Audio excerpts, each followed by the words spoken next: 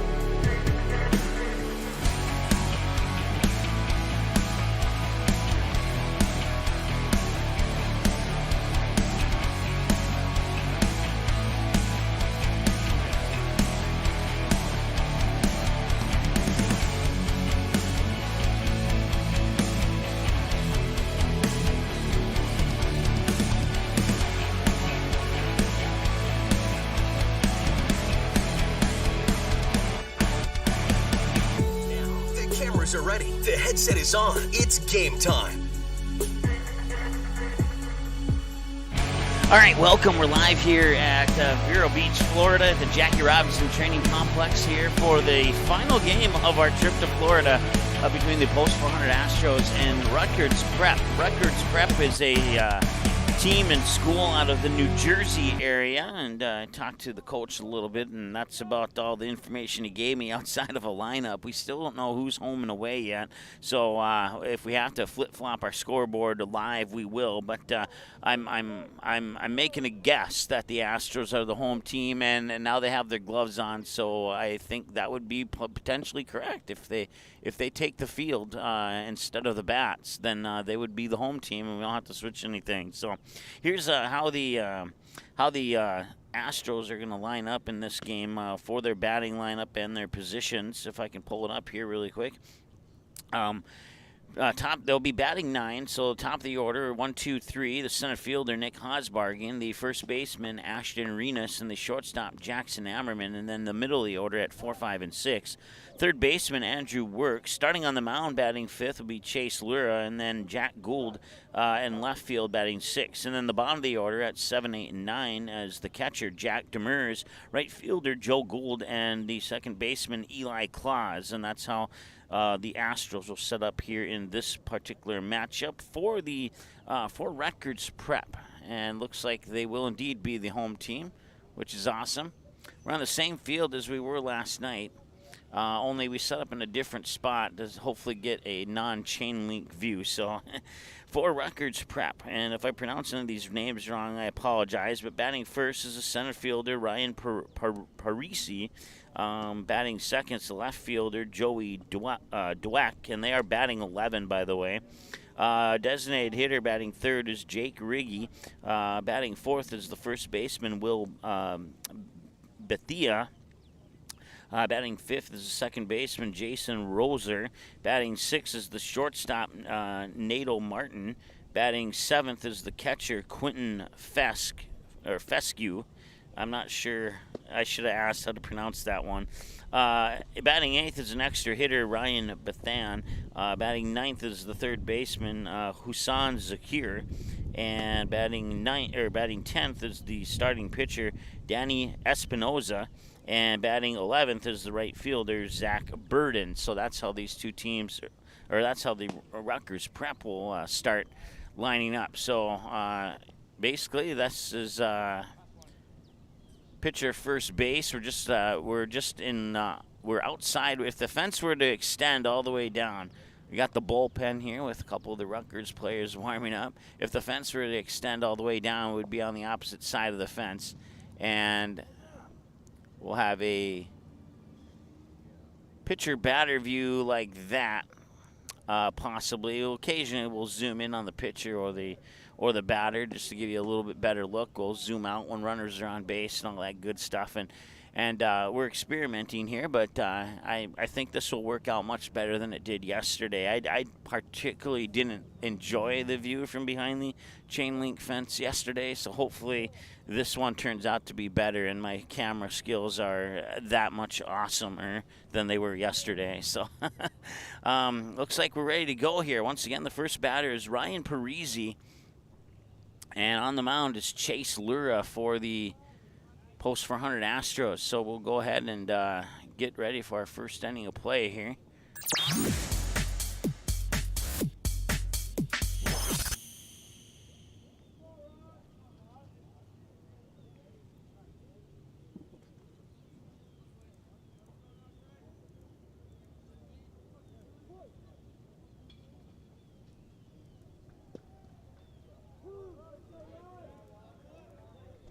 First pitch comes across for a strike, and it's 0-1.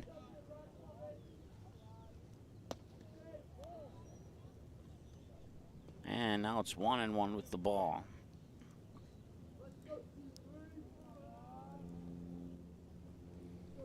Sun is behind the clouds. It's kind of it was kind of on and off hot. Right now we're at mostly cloudy skies in 77, and thank goodness for the mostly cloudy skies. Otherwise, I don't know if the equipment would make it through the game with the heat that was blaring down from the sun. So 2-1, and that one's fouled away to make it 2-2.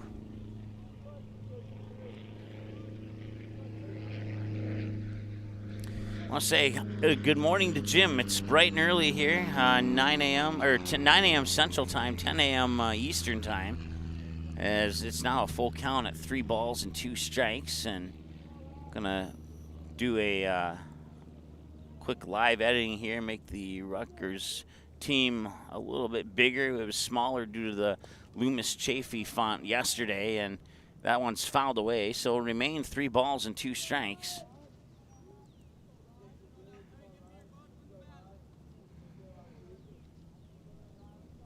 Of course, the big 42 on the building there represents Jackie Robinson's jersey number. Played for, I believe, the Dodgers, if I remember correctly. Maybe a couple other teams as well. And we have a strikeout. It's a Buffalo Wild Wings strikeout.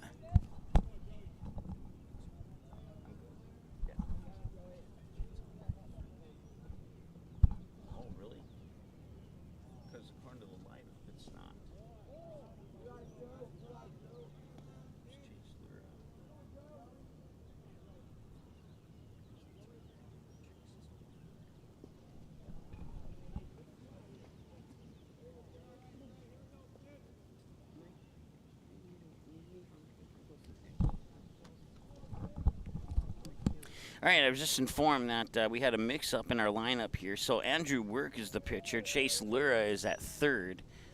So my apologies there. 3 balls, no strikes here to the next batter for Rutgers, and that next batter is Joey Dweck. And a strike comes in there, and it's 3-1. So Andrew Work on the mound instead of Chase Lura. My apologies. I want to say thanks to the individuals who gave me the heads up on that.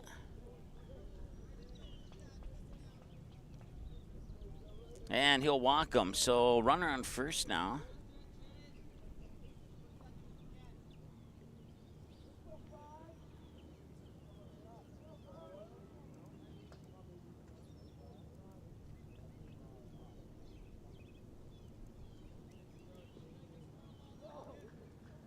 So that'll bring up the next batter. It's Jake Riggy.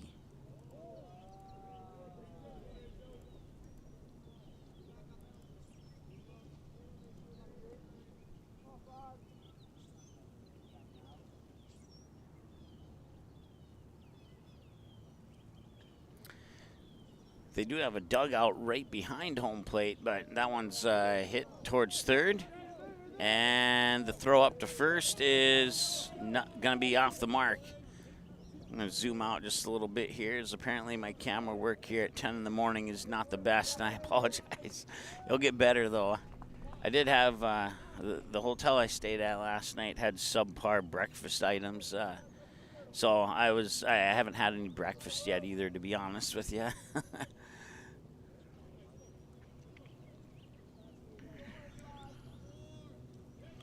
So runner on second.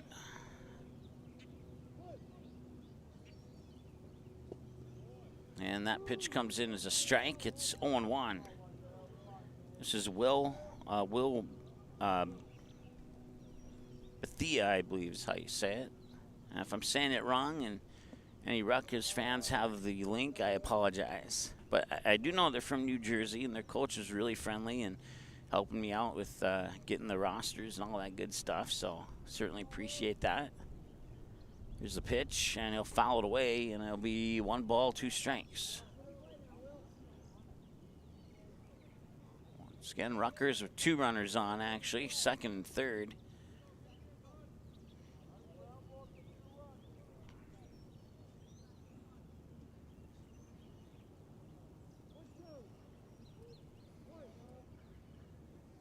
So Work will dig in and deliver. And that one will go into the dirt for a ball. It's 2 balls, 2 strikes now. To Will Bethia. Jason Rozier is on deck for Rutgers. And the pitch up high for a ball. 3-1. 3-2, excuse me.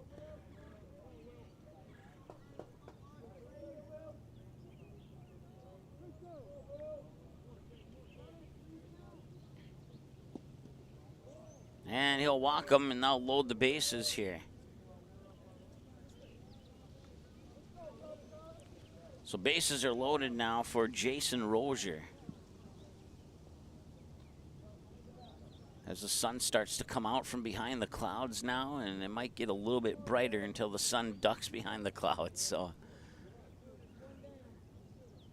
I did try to adjust our brightness and contrast settings on our camera to accommodate for that super bright sun, and I think it looks pretty good. But yeah, I guess you can tell me your opinion if you want. You can chime in on the chat even if you don't like it. It's okay with me. Strike there. 1 ball, 1 strike, excuse me.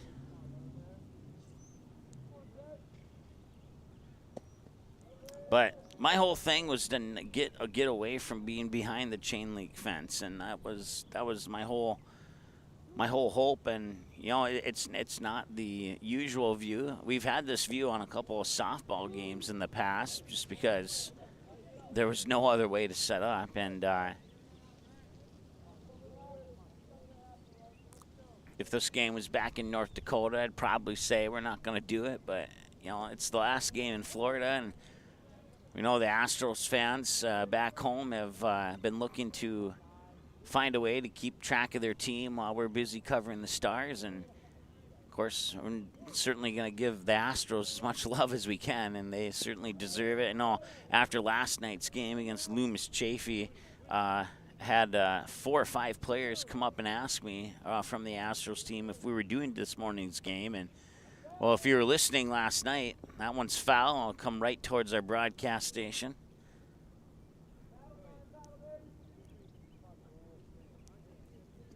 I'm looking to catch one of these, actually.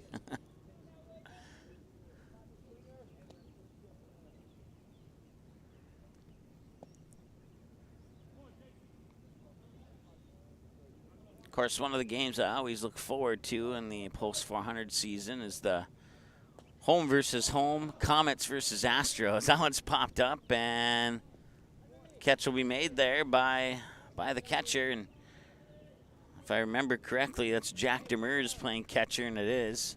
So that is out number 2, and now reset the count for the next batter here. And that next batter will be Nato Martin, number 40. Nato Martin stepping up to the plate here for Rutgers. And the pitch. And that's outside, and now run's going to come in from third and play at the plate. He's safe. So a run on the wild pitch. It's ball 1, and that'll empty up third base. Or actually, it will not, because the runner from second will advance, so that'll empty up first base. And it's 1 ball, no strike here to the batter, Nato Martin.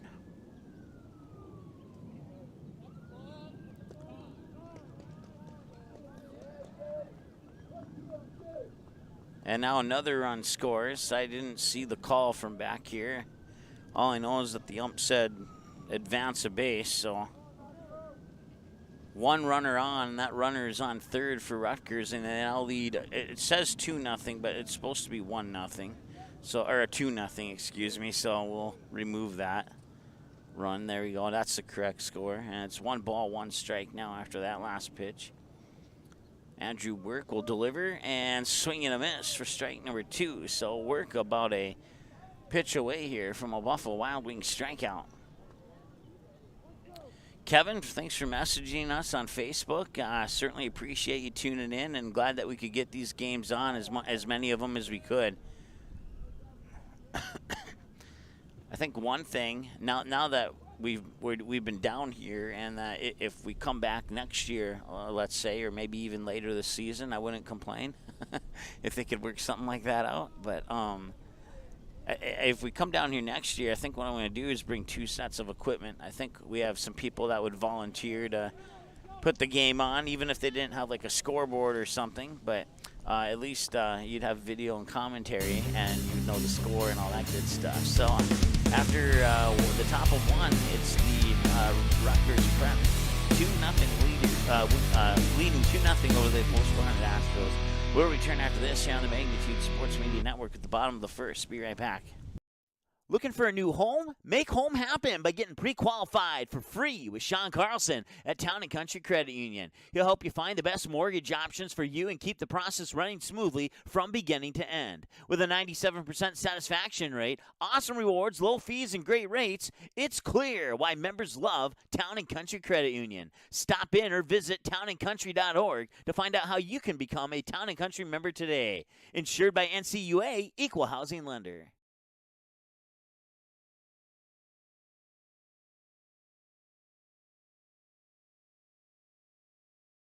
You may already know that at Clothes Mentor, you can shop great designer brands without the full designer price, and that you can bring your gently used items into Clothes Mentor and sell them for cash on the spot.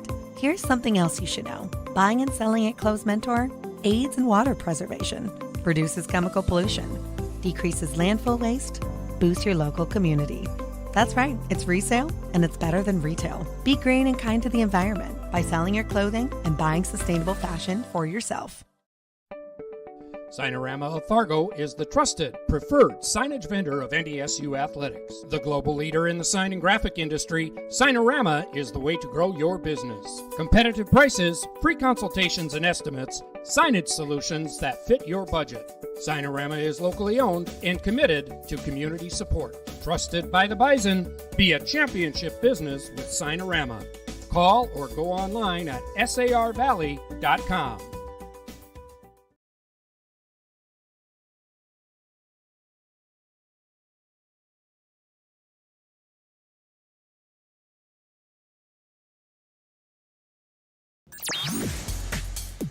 All right, welcome back. Bottom of the first, and the Post 400 Astros are going to be taking their first crack at the bats here.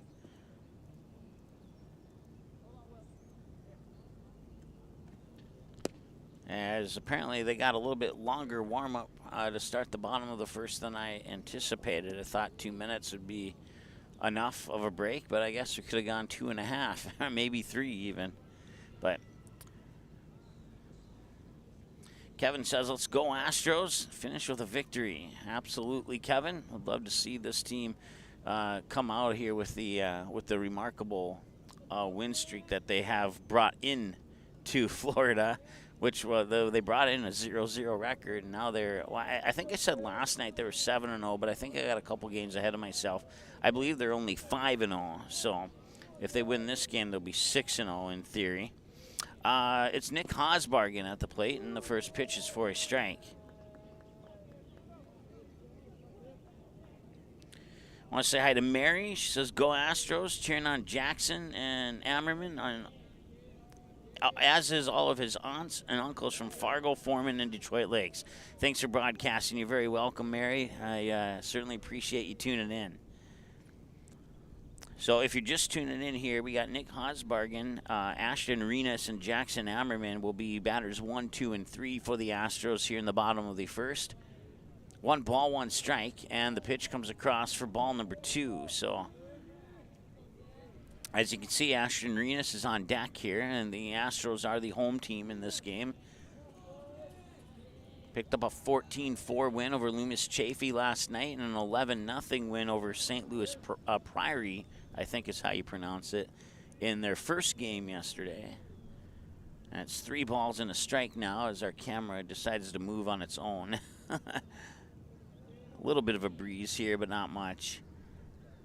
And that one is high, and that'll be ball 4. So, runner on base. That'll bring up Ashton Renas. Puts Jackson Ammerman on deck. So Renas will step up to the plate. Middle of the order, Andrew Work, 4. Chase Lura, 5. Jack Gould, 6. It's pitcher, third baseman, left fielder. And then 7, 8, 9 is Jack Demers, the catcher. Joel Gould, the right fielder. And Eli Claus, the second baseman. Runner will take off for second as the pitch is wild. Now he'll head into third, and the throw will not come there, so he'll get a double steal, advance from first to third. And now the Astros are in business here, looking to get back the 2 runs they lost with nobody out and a runner 90 feet away from cutting the deficit in half.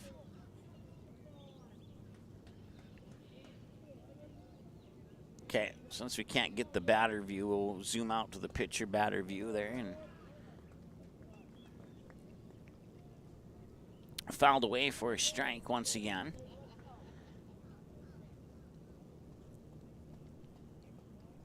So, according to the scoreboard in the outfield here, it's 1 ball, 1 strike. And the 1-1 pitch it hit him. So, that'll put runners on the corners now as he'll advance via a hit by a pitch. And I'll reset the count here for, excuse me, I usually turn the mic off when I do that, but apparently not this time. It caught me by surprise.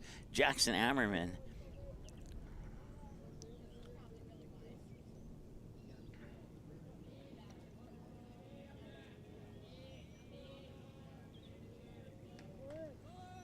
Runner goes, and that one's hit to left field, and it's foul. So the runners will go back to their original bases here at first and third.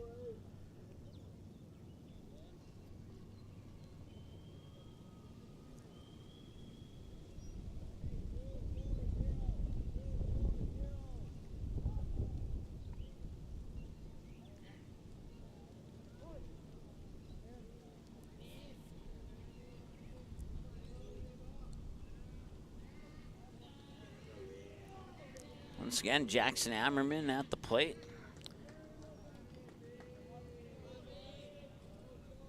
And here's the delivery. Runner goes outside, and he'll steal second easily. It's a ball. 1 ball, 1 strike, according to the scoreboard in the outfield. And now runners on second and third, and a base hit could potentially tie this game up. 1 ball, 1 strike here. Jackson Ammerman will try and get that base hit to tie the game up.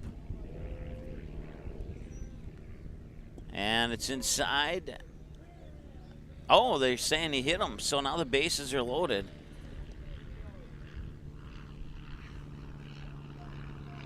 I think if you're an official, you love this view because I can't give my opinion on if a pitch is a ball or a strike. I just have to go with what the outfield scoreboard says. So the bases are loaded now with, I believe it's Andrew Work. Yep, it is. Number 9, Andrew Work.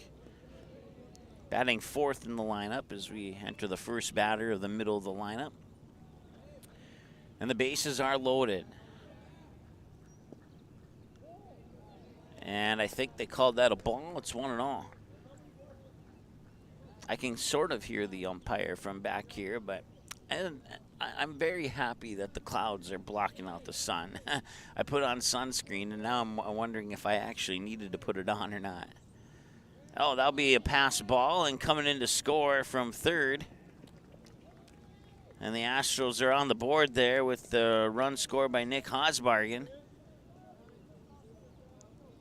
So it's 2-1 now.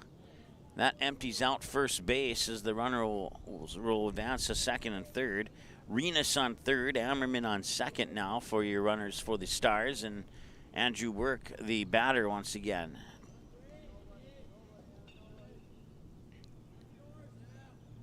And Andrew Work will send that one to center field, going back, and it's going to go to the fence.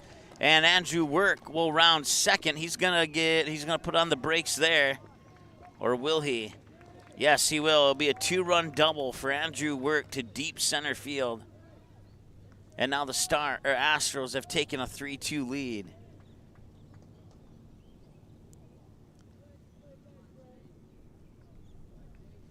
So 1 runner on. It's on second. Chase Lura, the third baseman, steps up to the plate now here.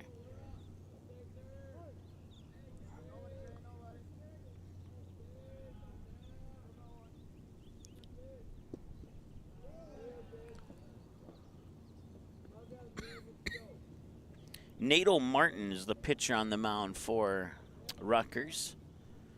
1 ball, no strike. Rutgers will lean in, get the signal. He'll set, wind, and deliver. And another pass ball, and that's going to allow Work to get to third base.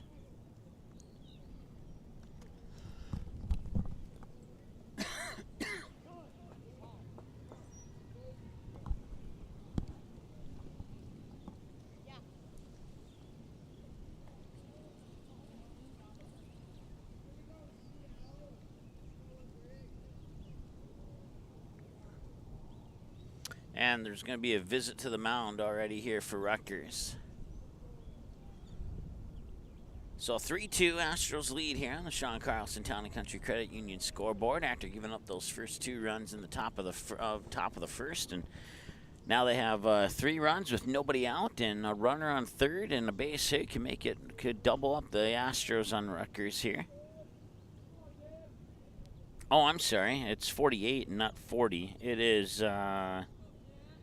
I don't have 48 on my roster for Rutgers, so I'm not sure who the pitcher is for Rutgers. I guess I could have just kept saying his name and nobody would have ever known except for maybe the Rutgers fans, but... And there's another pass ball, and it's a drop. He'll run up to first, let's put it that way. I can't quite see everything from back here. So the new batter here for the Astros will be, I believe, Jack Gould. Let's see if I can... And I was exactly correct. Jack Gould will be the batter here for the Astros. So runners on the corners, and now a pass ball will allow the third base runner to come in and score. Andrew Work makes it 4-2 as the Astros double up here on Rutgers.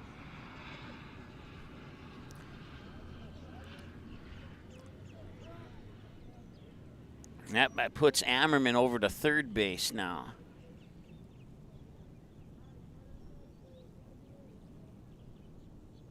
Or, I'm sorry, Chase Lura over to third base, excuse me.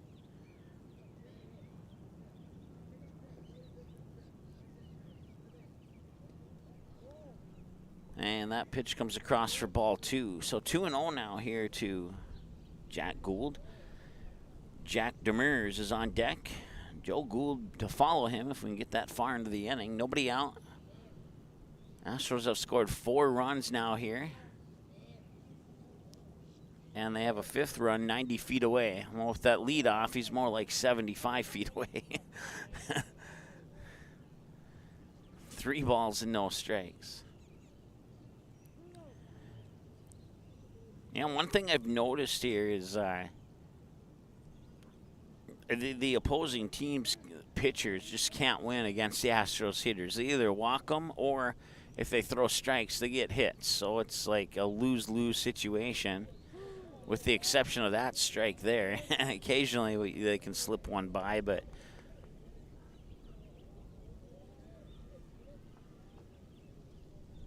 if the Astros go back and lose one in Fargo, they might relocate the team down here to Florida. I mean, they already got the F on the jerseys, so full count now, 3-2.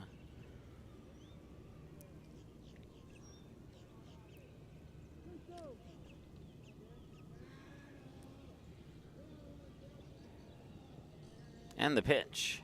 Swing and a miss. It's a Buffalo Wild Wings strikeout for the Rutgers pitcher that's not on my roster. So 1 away now after 4-run score, and Jack Demers comes up to the plate.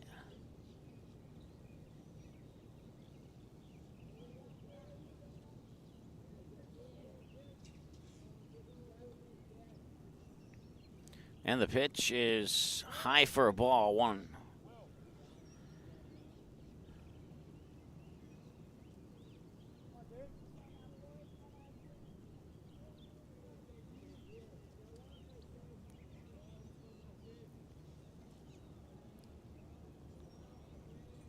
Here's the pitch. Swung on, that one's hit up.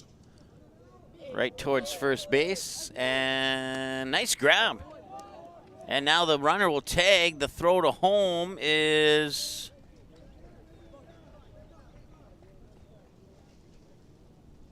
in time, I believe, or not in time, I believe. I believe he scored. Yes, he did.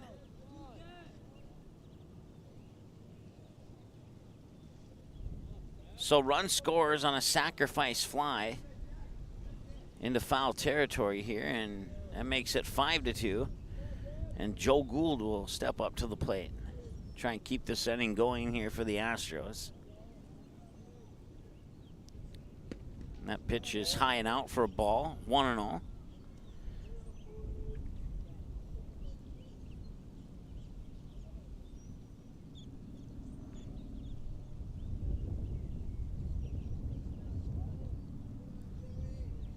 And the 1-0 pitch is also high and out for ball 2.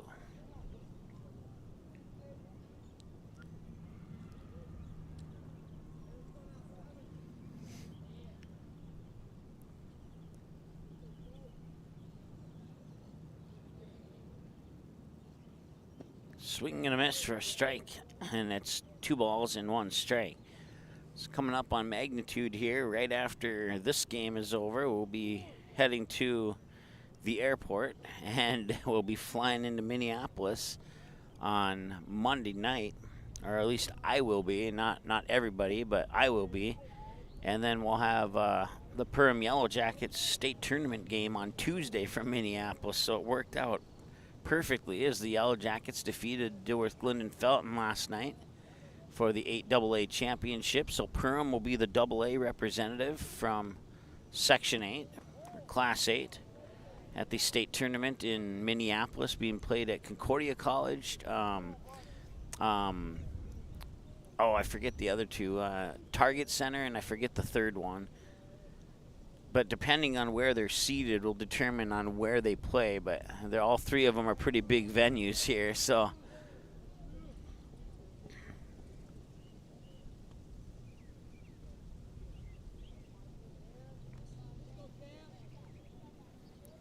So Gould reaches base, and that brings us to batter number 9 in the lineup. It's Eli Claus, the second baseman.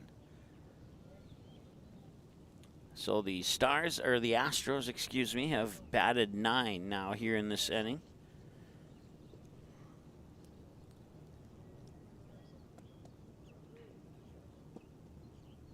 And that comes in for a strike to Claus.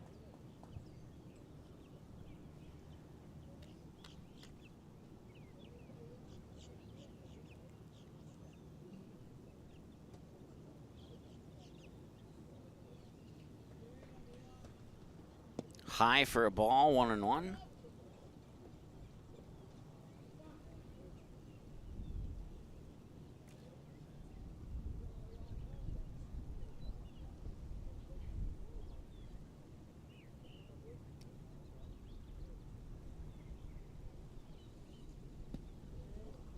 And that will miss inside for ball 2.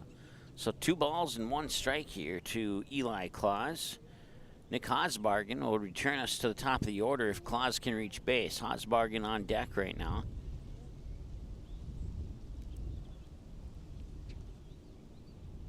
Here's the 2-1 delivery. Swing and a miss, strike 2.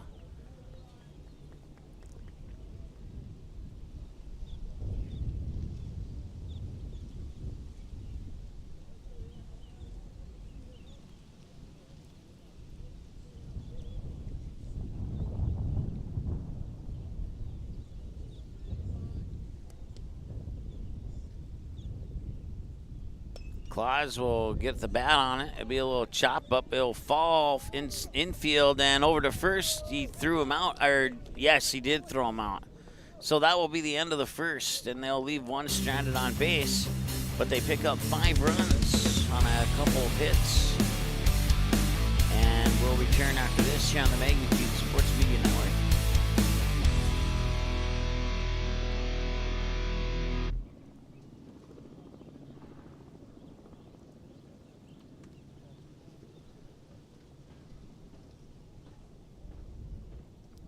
Buying, selling, or leasing commercial real estate or farmland in the Fargo-Moorhead and surrounding area?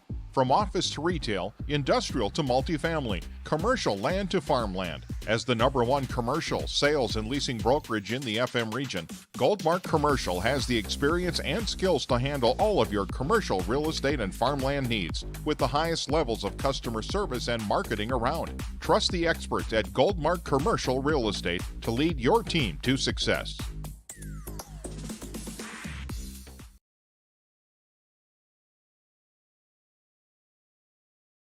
Do you have a teen ready for driving lessons? Don't know what they need to do or when things need to be done? If busyness keeps you from driving with them, then Gotta Go Driving School is the place to call. Jeff Weber at Gotta Go Driving School has been teaching driving lessons to all age groups since 1991. Call Jeff at Gotta Go Driving, 238-0236. Jeff will tell you to start planning ahead now. Don't wait. Got a new driver? Then it's Gotta Go Driving School. Talk to Jeff or go online at gottagodrivingschool.com.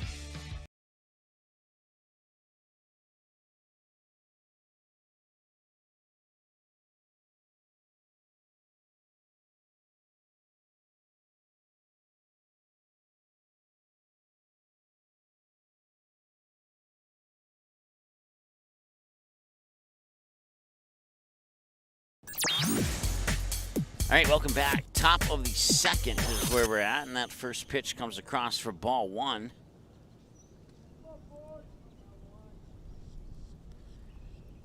And a swing and a miss for a strike, and it's 1 ball, 1 strike now here to, let's see here, number 14. That is not on my roster unless it's not number 14.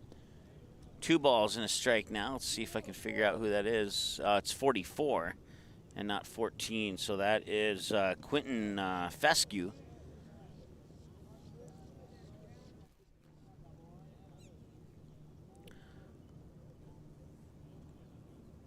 As the sun starts to come out from behind the clouds again.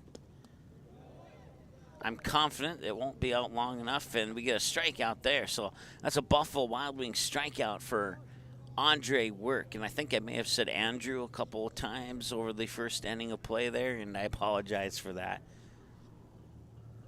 Andre Work will get the Buffalo Wild Wings strikeout, and that'll bring up Ryan Bethan.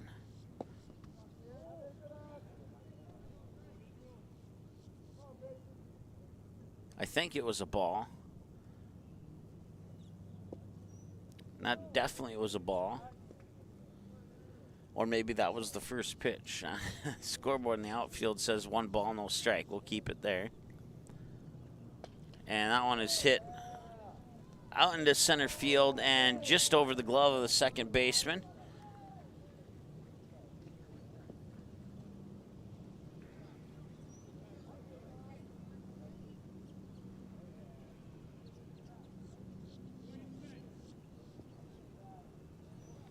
So runner on first.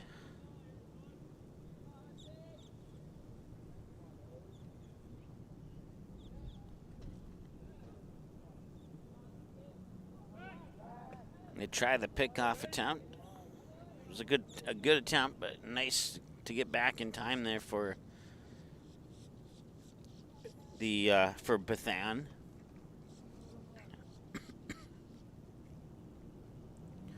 Now one will kick up some dust for ball, and it's going to be ball 2.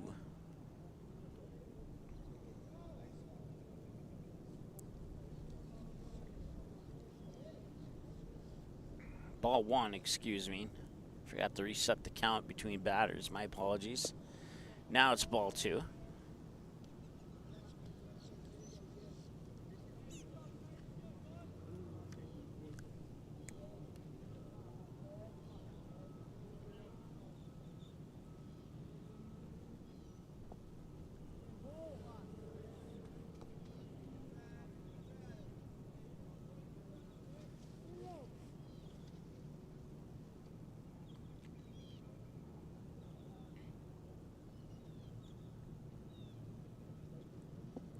Works pitches down low, and that is a walk.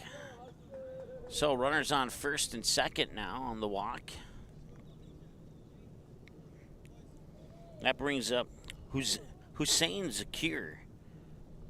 I'm sorry, Hussein Zakir, I believe is how you say it. And now a visit to the mound here for the Astros.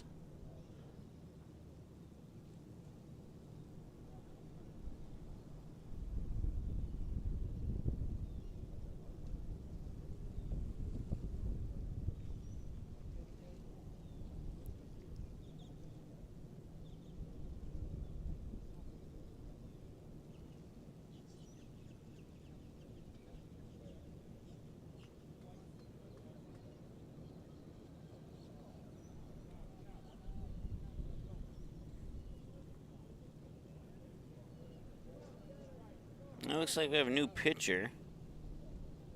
Either that, yeah, I believe it's. Oh no, we don't. No, we don't. I got fooled by the first baseman walking away. So we do not have a new pitcher.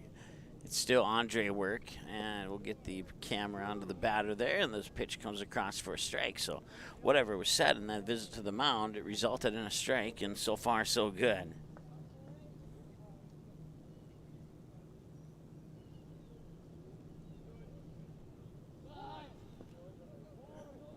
Runners will advance to second and third on that pitch there. It will come across into the books as a ball.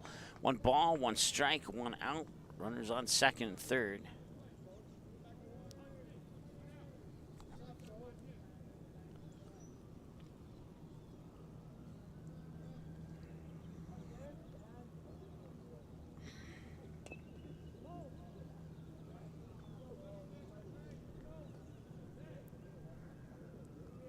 And he'll ping that one away for a strike. It's, well, 1 ball and 2 strikes.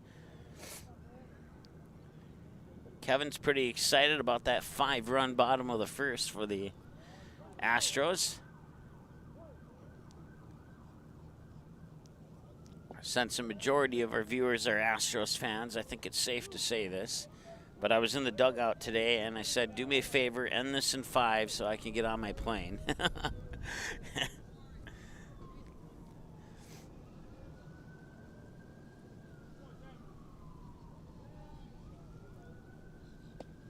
Better yet, we've never gotten the question answered if there's a 15-run rule after 3 like there is in North Dakota high school and softball. Astros got close with a 14-0 lead after 3 yesterday, but we'll see. If they average 5 runs an inning, we might get that answer. So 2-1 now.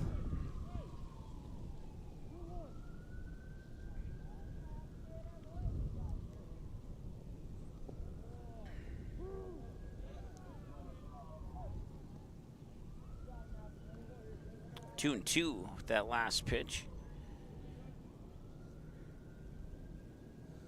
Started this game at 77 and mostly cloudy, and now it is partly cloudy and 81 down here in Vero Beach. And we have a full count. 3 balls, 2 strikes. And there's a walk, and that will load the bases.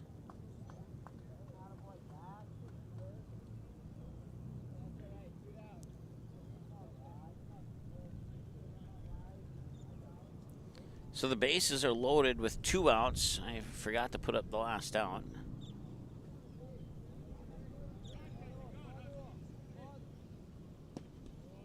There's a strike.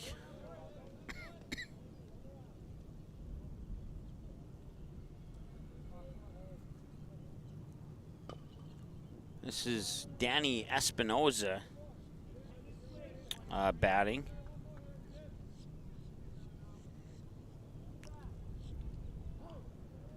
Actually, wrong jersey number. It's Jordan Bouchine.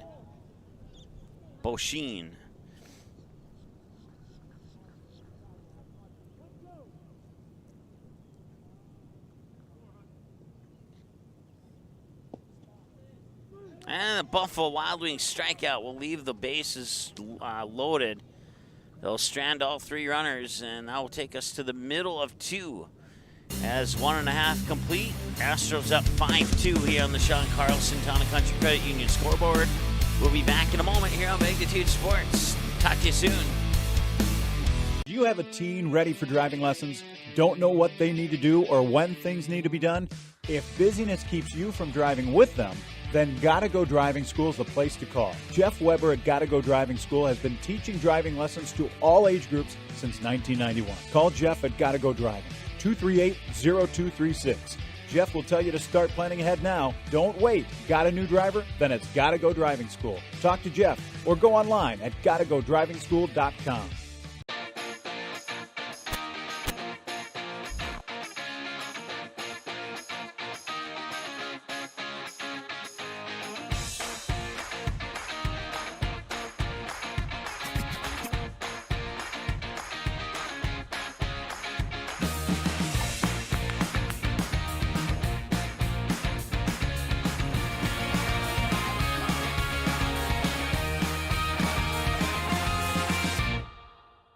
While the scoreboard reveals the winner of an athletic contest, the real winners are the players, coaches, and fans who show good sportsmanship. Those who treat the game as a competition, show concern for an injured player, and accept all decisions from game officials. Please remember to be a good sport when attending a high school game. This message courtesy of Magnitude Sports.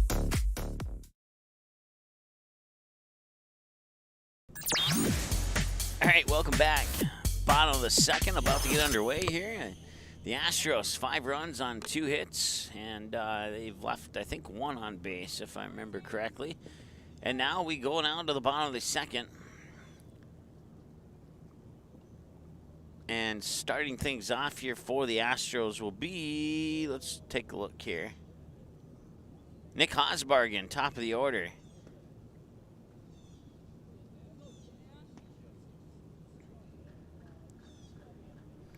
So it'll be Nick Haasbargen, Ashton Arenas, and Jackson Ammerman this inning for sure. And we'll see if we get further than that or not.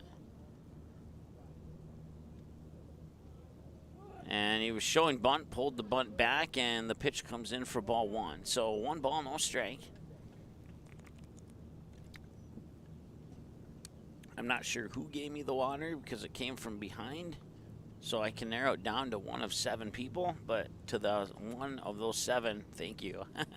Definitely needed it here as the sun is ducked back behind some what appears to be a rain cloud, but yeah, I would not be disappointed if we got a sprinkle or 2 right now, to be honest with you, but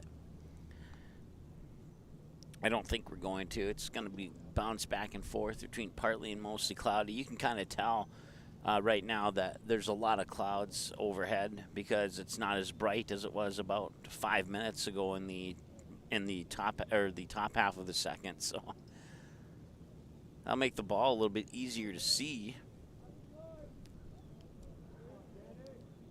for positional players and outfielders on pop-ups. But we saw Rutgers drop a couple infield pop-ups because they lost it in the sun back in the bottom of the first. So the sun could potentially play a role in the outcome of this game.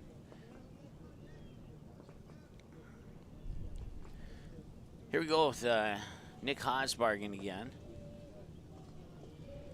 1 ball, no strike, and the pitch. In for a strike, 1-1.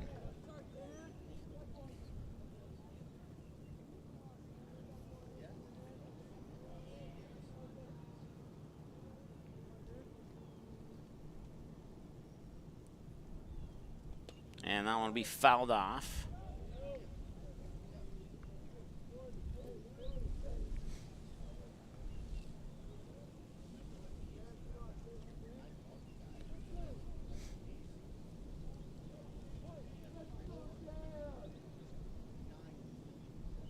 Wind in the delivery, and that will miss for a ball.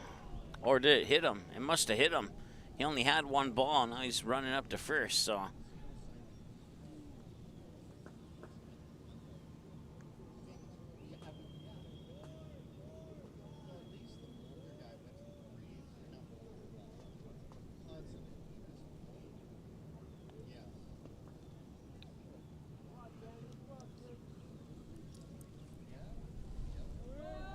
Runner on first, runner goes, it's popped up, and he's gonna look to maybe make a play on it. It'll go out of play, and now Haasbargen will have to come back to first as he took off for second. Result in a strike.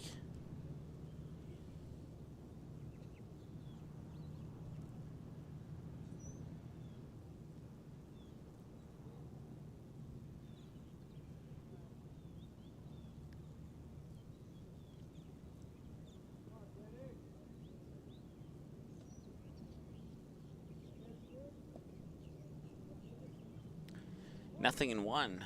5-2 lead here on the Sean Carlson Town and Country Credit Union scoreboard. Pitch is up high. Runner takes off. He'll make it in, no problem. And it's ball number 1. So 1 ball, 1 strike. So now runner in scoring position here for the Astros.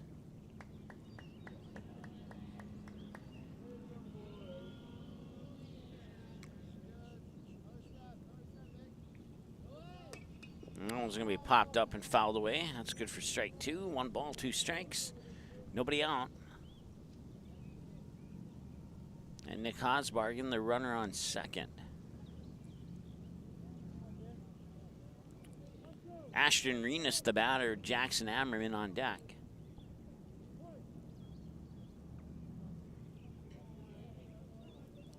And the delivery. Swung on, fouled it back into the backstop, and it'll remain a 2-strike count. 1 ball, 2 strikes for the second time here.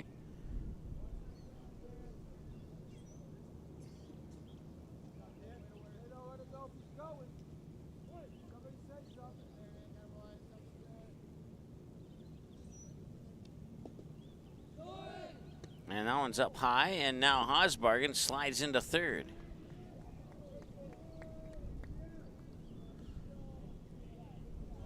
So Haasbargen over there on third on the right-hand side of your screen, and Renas on the left-hand side of your screen batting, and Aberman left center of your screen on deck. 2-2, and that will be a swing and a miss for a strikeout.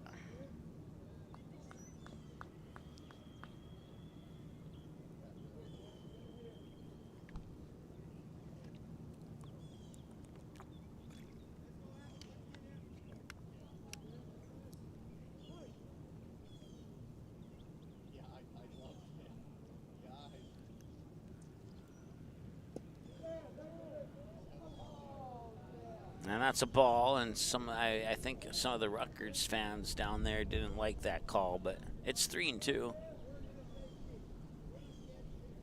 Runner on third is Nick Haasbargen.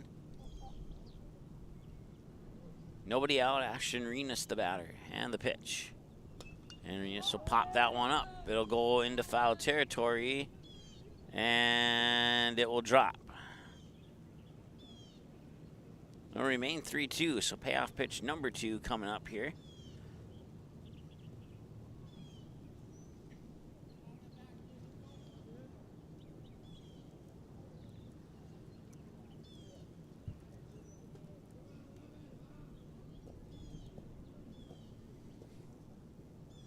Full count, 3-2. He fouled off the last 3-2 pitch, and now it's payoff pitch number 2 here.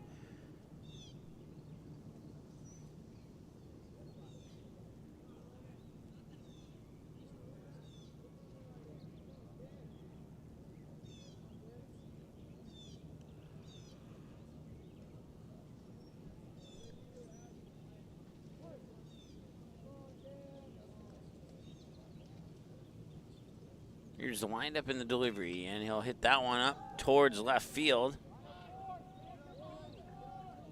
Catch is made.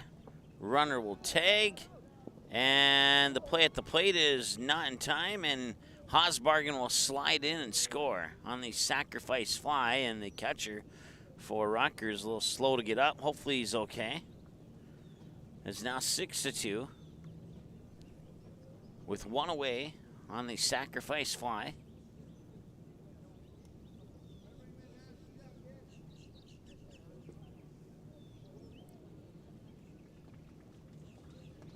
And he'll get a round of applause.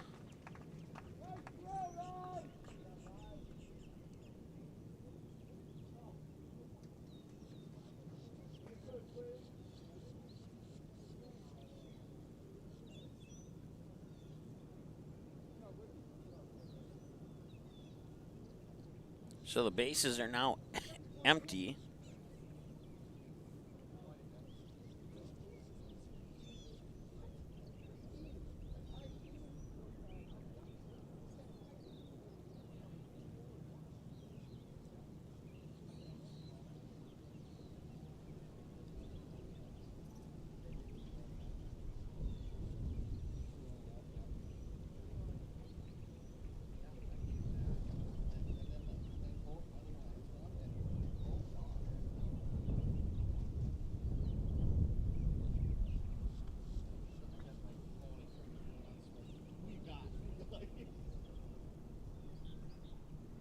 As they're still checking on the catcher here.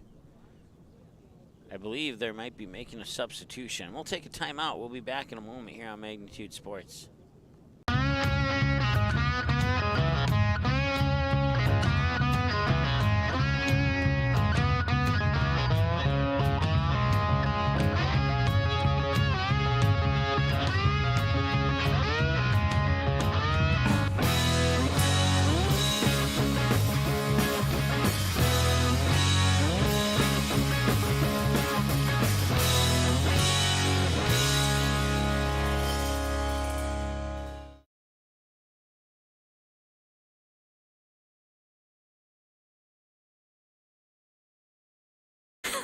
Why do I choose to work here?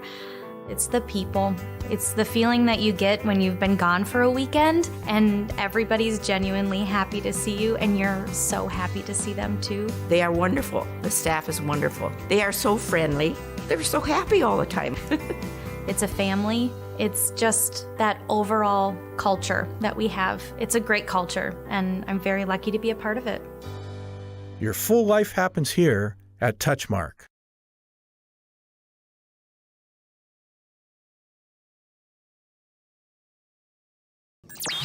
All right, so we have a unique situation here. Apparently Rutgers does not have a catcher, so now one of the post 400 catchers is playing catcher for Rutgers with post 400 up to bat. I'm not exactly sure who's playing catcher. I can make a couple guesses, but maybe Jack Demers. I can't see from back here, but it is a Astros catcher. No, it is not an Astros catcher. He is wearing a black jersey, but I got confused there because he's wearing like blue pads and a blue helmet and white pants, and it made him look like a Astros catcher. So my apologies. I thought we had a unique situation there, but they do have another person playing catcher.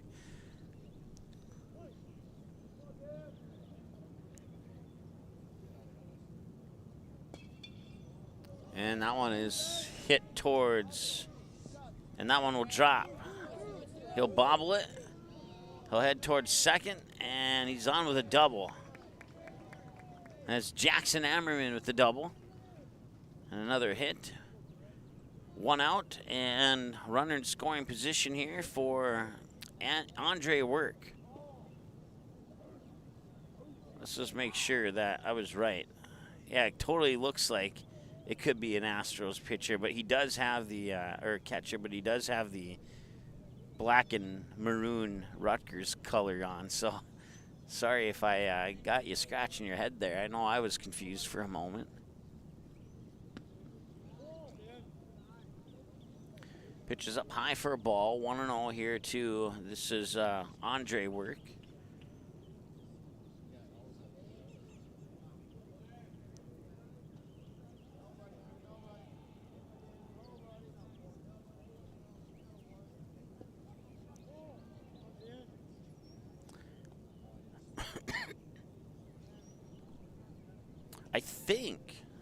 I think what's going on here, and don't quote me on this, but like the catcher who made that play at the plate that got hit, and he thought about rounding third, but he'll go to just third and stay there.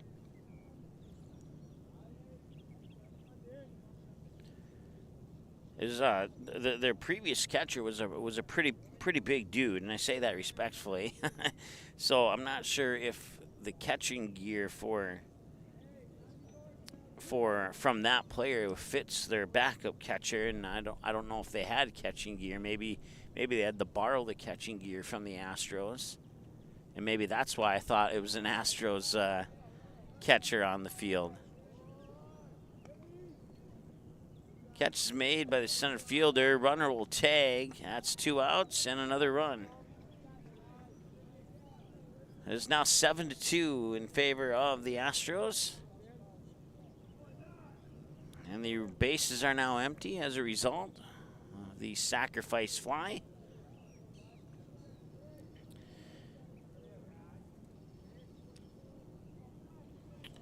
Chase Lura, the batter now. And Lura will ground that one towards third. And the throw to first is in time. And that'll do it for the second inning. They get 2 across the plate, and they take a 7-2 lead into the third.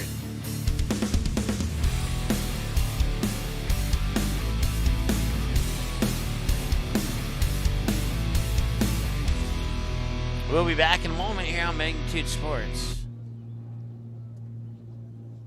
The Knickerbocker in Hicks, North Dakota is the place for you and your friends to come and enjoy cold drinks, great food, and sports all under a friendly and fun atmosphere. Whether it's the Vikings, Twins, Wild, NDSU Bison, or one of your favorite teams, watch all the games at the Knickerbocker. Open Monday through Friday, 11 a.m. to 2 a.m., and Sunday, 12 noon to 2 a.m. You can find the Knickerbocker at 412 Main Avenue in Hickson, just a 10-minute drive south of Fargo. Take University Drive, head south until you arrive.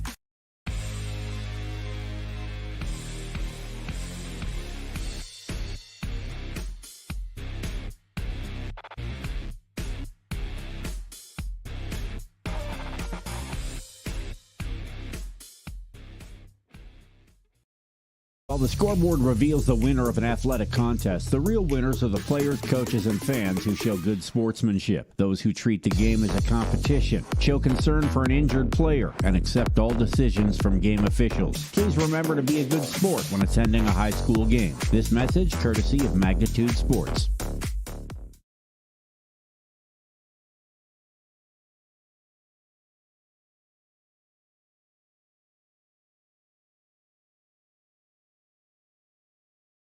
Good sportsmanship. It will carry you further in life than sports. Growing up in North Dakota, I learned to respect my opponents, the coaches, and the officials.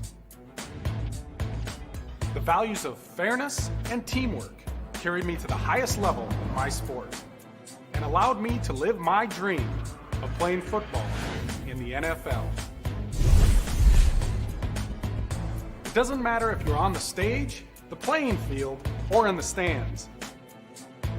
We are all better when we show respect for others and practice good sportsmanship. Carry yourself with dignity.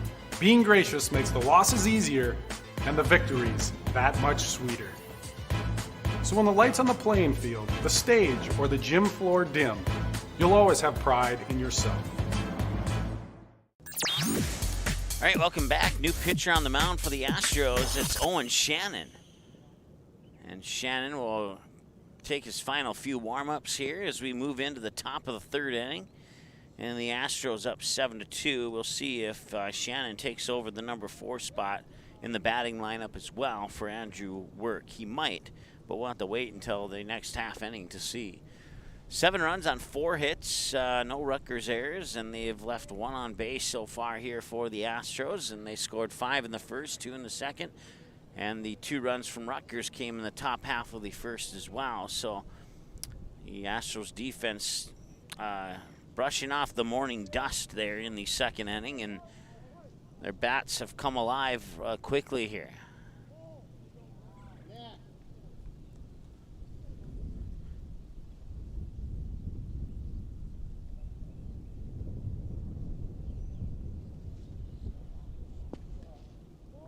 Two balls, no strikes on the first 2 pitches here to this Rutgers batter,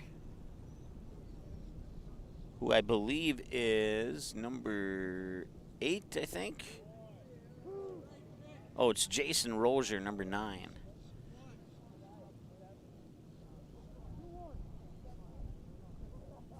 Two balls and a strike. 3 balls and a strike.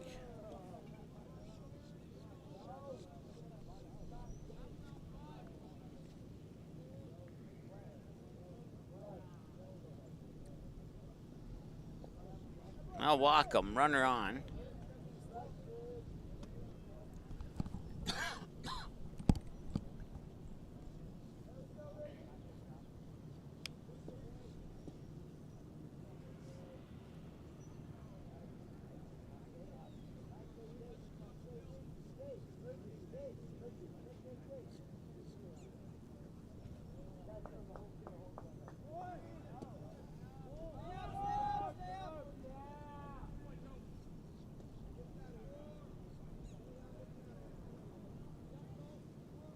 Runner advances to second. They have some new jersey numbers that are not on my roster here for Rutgers, so I don't know who's batting, and I don't know who's on second base either. That one's hit over the third baseman and fair.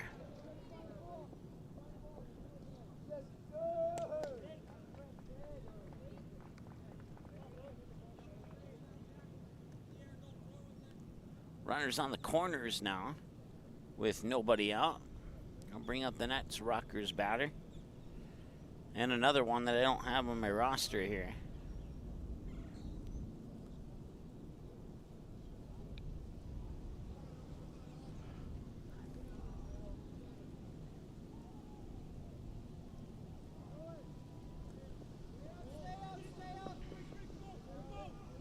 Run will come in to score on that wild pitch, and the other runner will advance to third.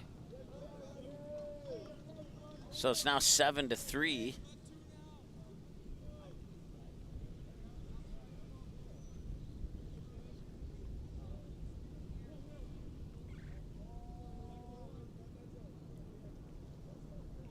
I think 3 is the most runs the Astros have given up here in Florida.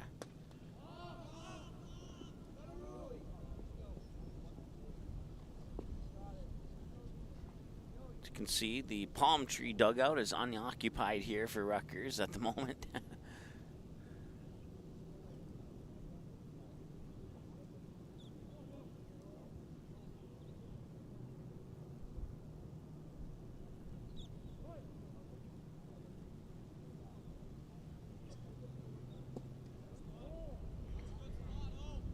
That pitch is a little bit low. 2 balls, 1 strike.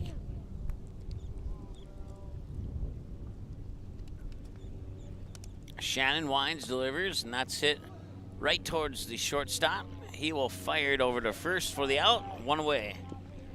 Another run will score though, and it's now 7-4. And that empties the bases with one out.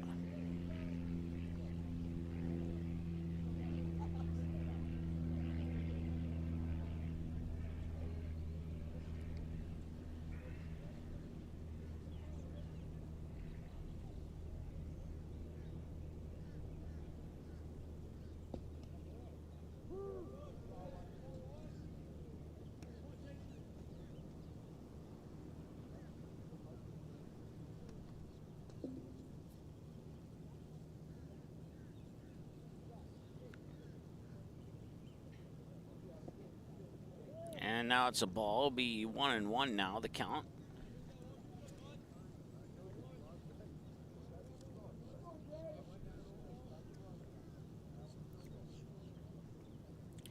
One ball, 1 strike, 1 out, no runners on. And now that's 2 balls.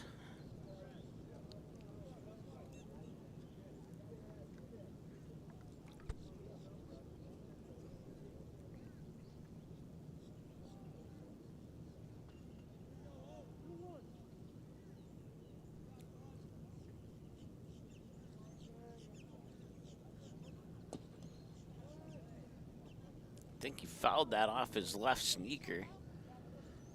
Good for strike 2.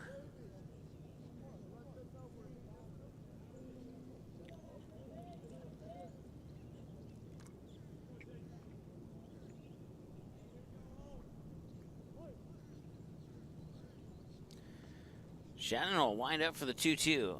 Swing, and he'll get a piece of it.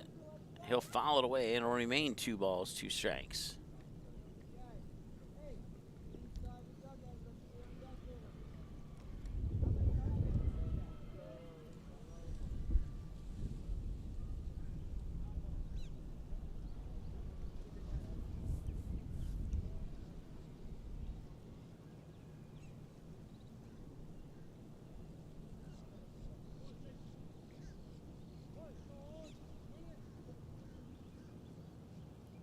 And that pitch is into the dirt for ball 3. So 3 balls and 2 strikes now, full count.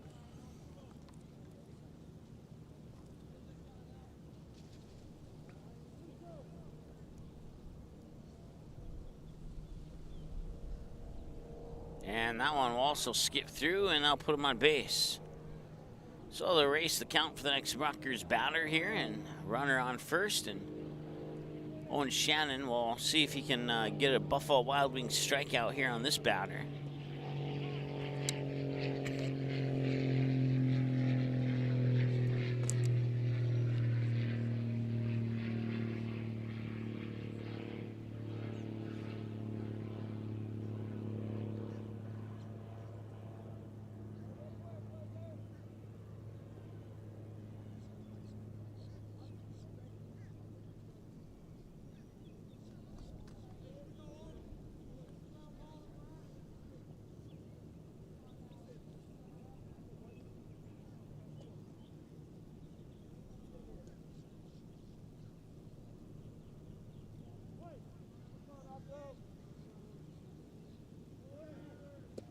And now the throw up to second. Will get by the second base, or get by the shortstop, but not the second baseman. And he'll successfully take second on the steal.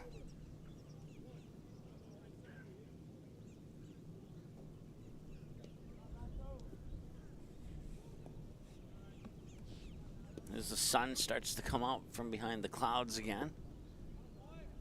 And I believe that was a swing and a miss, but I couldn't see it on my monitor as the sun came out. So 1 ball, 1 strike according to the scoreboard in the outfield here. And now the sun ducks down and I can see the monitor again. And that one's going out into center field, making the catch. Center fielder making the catch.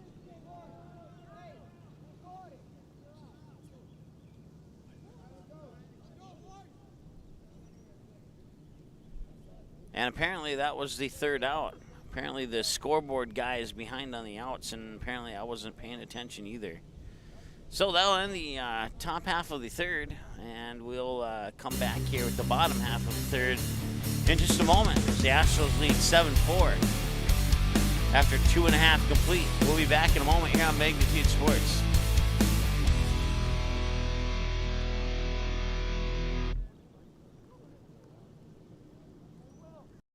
Looking for a new home? Make home happen by getting pre-qualified for free with Sean Carlson at Town & Country Credit Union. He'll help you find the best mortgage options for you and keep the process running smoothly from beginning to end. With a 97% satisfaction rate, awesome rewards, low fees, and great rates, it's clear why members love Town & Country Credit Union. Stop in or visit townandcountry.org to find out how you can become a Town & Country member today.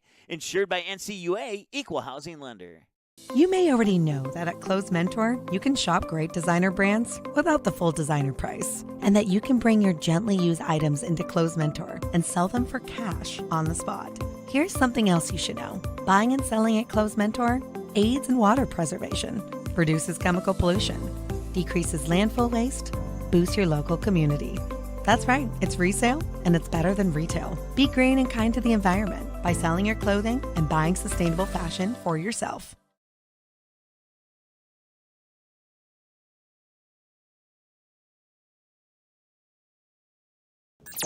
All right, well, Rutgers has some pitchers warming up here in the Palm Tree bullpen as we get ready to go into the bottom half of the 3rd inning with the Astros leading 7-4.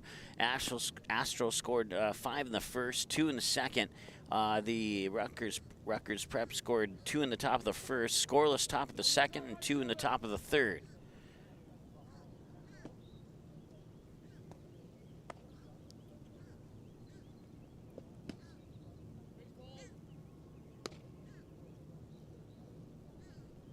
And once again, the Rutgers catcher borrowing some post 400 catcher's gear. That's the reason for the little bit longer between innings, because the catchers have to take the gear on and off, and so we get like a 90-second between innings instead of 60 seconds. I believe there might be, let's see here. Yeah, I think, no, that's the same pitcher for Rutgers, number 48.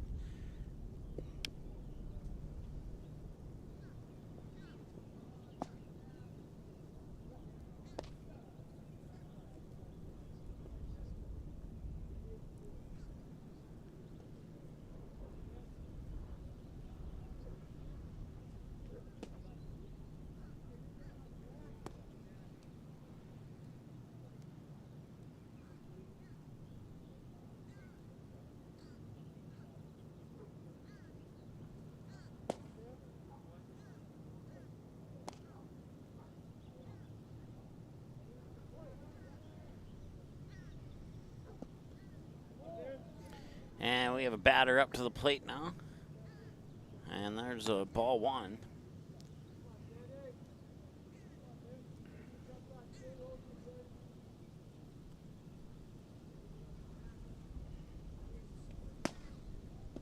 Swing and a miss for a strike. The batter is Jack Gould.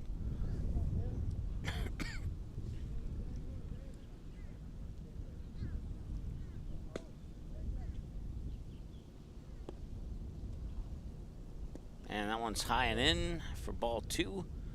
2 balls and 1 strike now here to Jack Gould.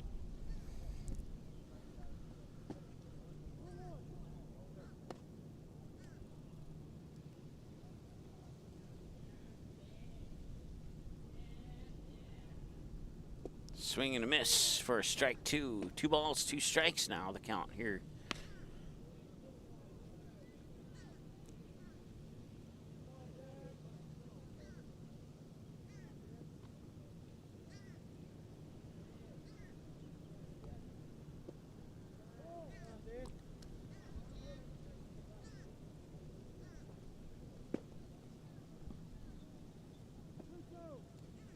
And a full count now.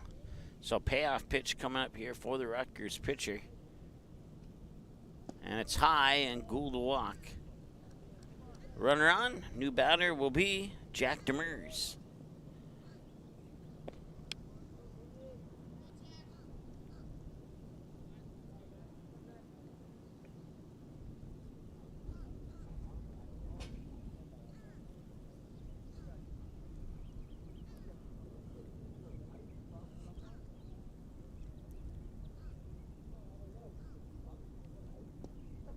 That one's up a little bit high for a ball. 1-0.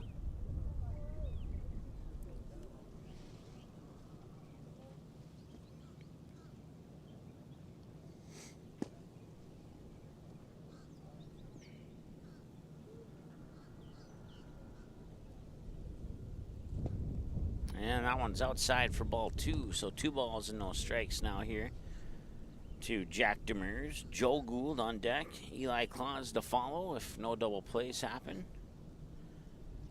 Nobody out. And if a double play happened, we would still see a Joe Gould at least. And now the throw up to second will... Got him out. He's out at second. Nice show of sportsmanship there.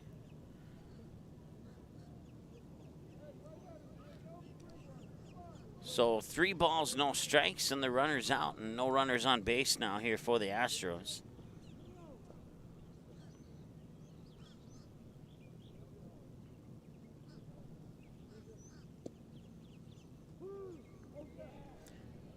So Rutgers pitcher cashes in his free strike coupon there on the 3-0 count. It's now 3-1.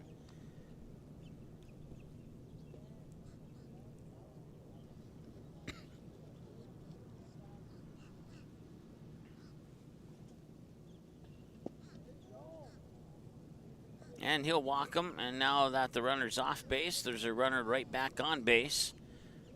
And that'll bring up Joe Gould Right fielder, batter 8 in the lineup for the Astros. 7-4 lead here for Post 400 on the Sean Carlson Town and Country Credit Union scoreboard.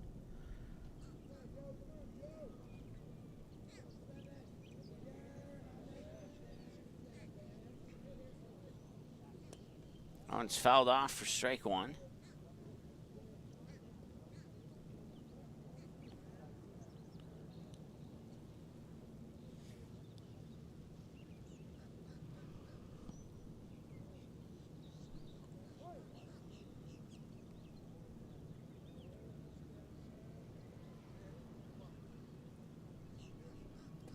And he'll foul another one off for strike two.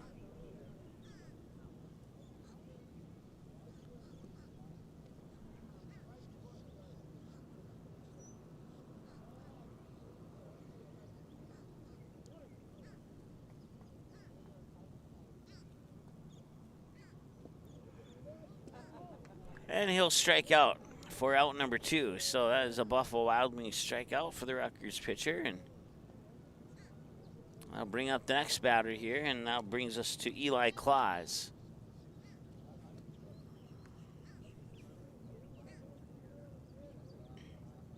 Oh, I'm sorry. Joe Gould is still up, so only one out. I thought that was, they're saying it's 0-2. He must have made contact on that swing.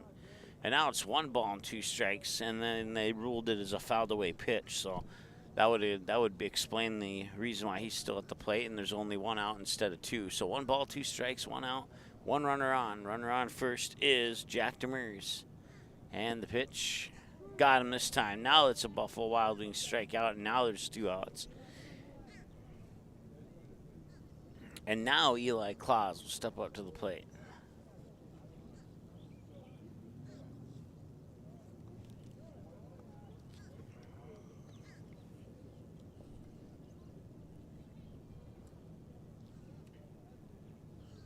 Looks like there'll be a visit to the mound for Rutgers here. We'll take a quick timeout. We'll be right back here on Magnitude Sports. Buying, selling, or leasing commercial real estate or farmland in the Fargo-Moorhead and surrounding area? From office to retail, industrial to multifamily, commercial land to farmland. As the #1 commercial sales and leasing brokerage in the FM region, Goldmark Commercial has the experience and skills to handle all of your commercial real estate and farmland needs with the highest levels of customer service and marketing around. Trust the experts at Goldmark Commercial Real Estate to lead your team to success. All right, and runner goes, and he's safe at second, and now he's going to take off for third. And he is safe at third. So Astros looking to double up Rutgers here. If they can get that run from third in, it'd be 8-4. As the sun starts to blare out once again here at Vero Beach, Florida, and the clouds are becoming less friendly as they're moving off to the south and leaving a wide open gap where the sun is directly above us almost. About 49 minutes away from it being directly above us as we're at 11:21 local time.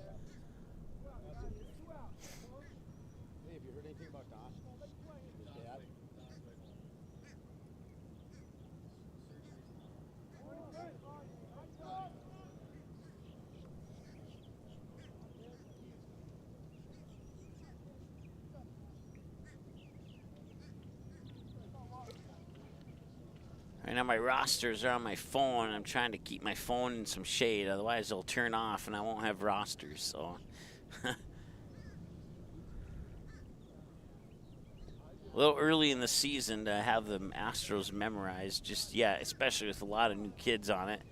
So I'm going to try and keep my phone in a cool, dry place, and hopefully the clouds cover up the sun again. That'd be great.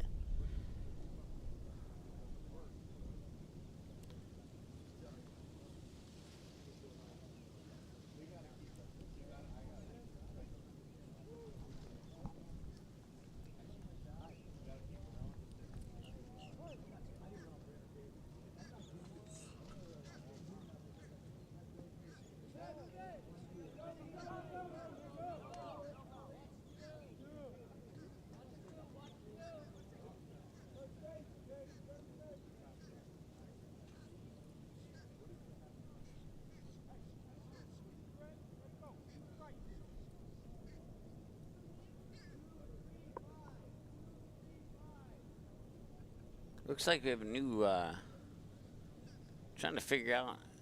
No, they didn't score. So runners on first and third with 2 out.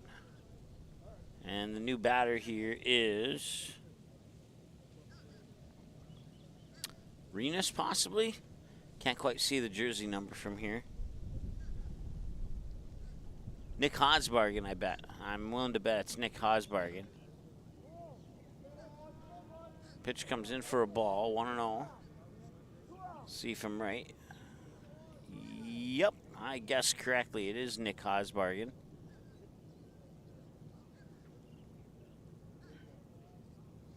Once again, runners on the corners, 2 outs. Astros would love to get that run in from third and maybe do some additional 2-out damage here. And now I want to hit them, and that'll load the bases, and loading the bases is one way to do 2-out damage. Ashton Renus is a scheduled batter, and looks like he will step up to the plate here. And it is indeed Renus.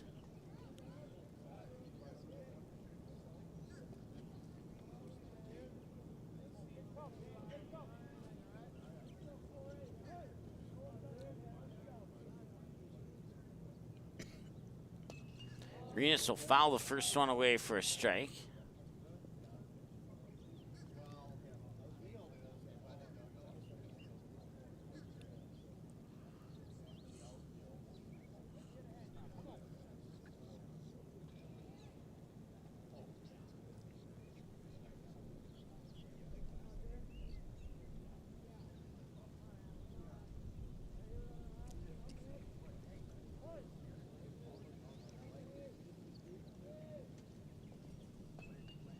That's fouled away for strike number 2. So it's 0-2 now here to Renus. If Renus can reach base, Jackson Ammerman would be on deck, but there's 2 away, so Renus has to reach base for that to happen.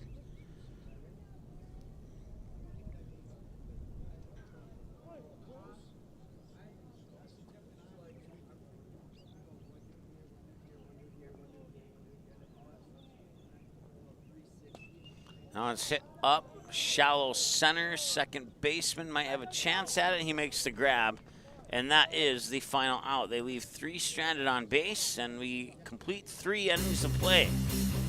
And it's still 7-4 in favor of the Astros. We'll be back in a moment.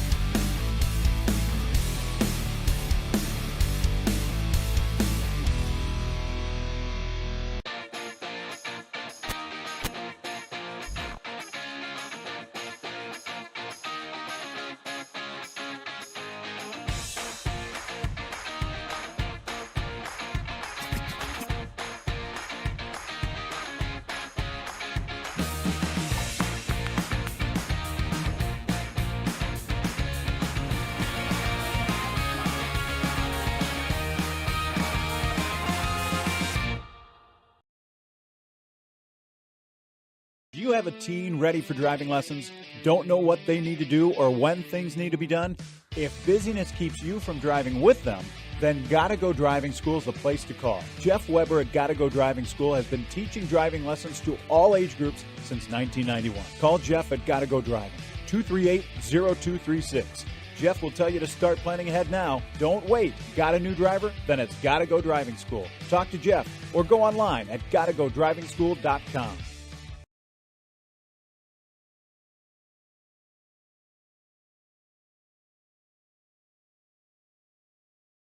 While the scoreboard reveals the winner of an athletic contest, the real winners are the players, coaches, and fans who show good sportsmanship. Those who treat the game as a competition, show concern for an injured player, and accept all decisions from game officials. Please remember to be a good sport when attending a high school game. This message courtesy of Magnitude Sports.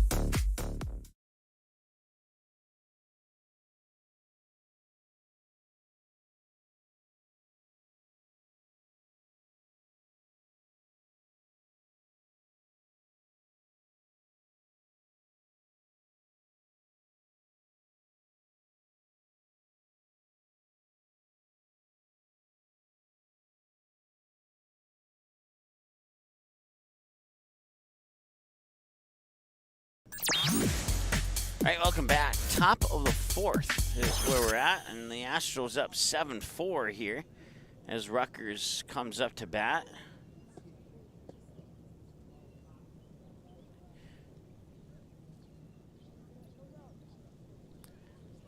I want to thank everybody tuning in. I know we got a lot of messages on Facebook from some Astros fans, and we certainly appreciate you. Or I should probably say better worded, I certainly appreciate you communicating with me because it gives me something to talk about when I don't have rosters. You may have noticed a couple of the Stars games where we actually had rosters for both teams was a much more productive broadcast than some of the one roster teams that we've had broadcasts for. So certainly sometimes I just don't know what to say when I don't have a roster for the other team. It makes it kind of tough. So thank you for bearing with me, and thank you that you still enjoy the broadcast. Owen Shannon's pitch will go into the backstop for a ball. It's 1-0.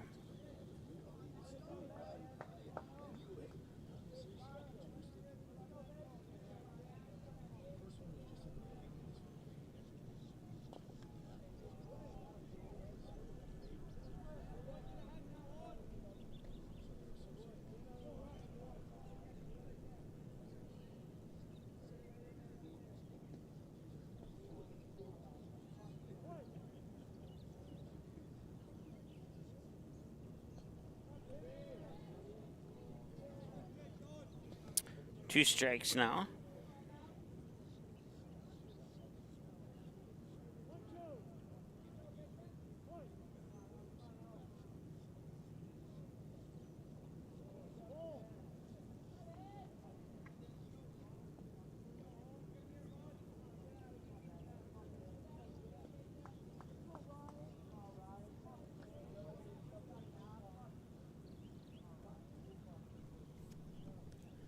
Two balls and two strikes now here. And Shannon will deliver the 2-2. It's fouled away. It'll remain 2 balls, 2 strikes.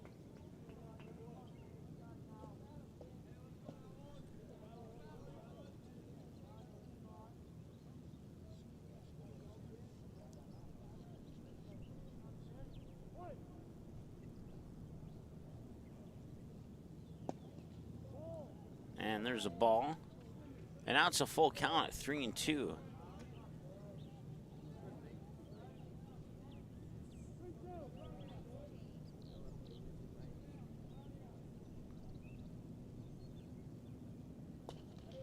And that one is hit right towards the shortstop. He'll fire it over to first, and the throw's a little high. Runner will get on base via the error. Hey, thanks, man. I don't anymore. Okay. Thanks, appreciate it.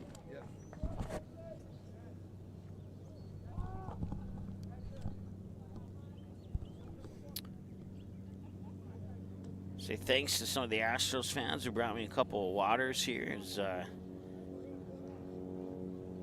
It's been very on and off warm in the spot that I have chosen to set up at today.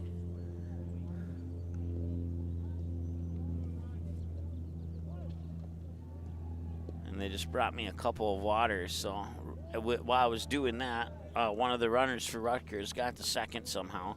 So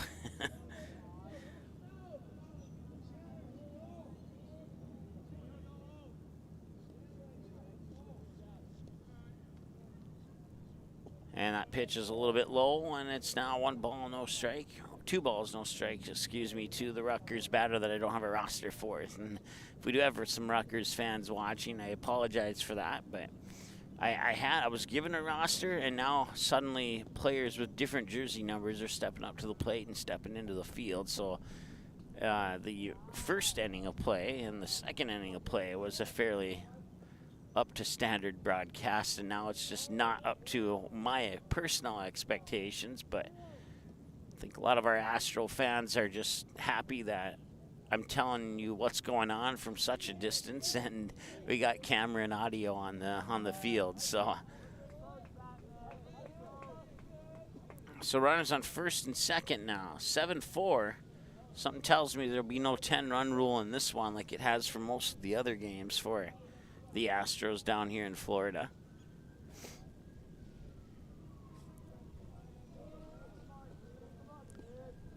Once again, Rutgers, a team from the New Jersey area of the United States. Oh, and Shannon will pitch it. And that will miss. The runners will take off. First and second to second and third.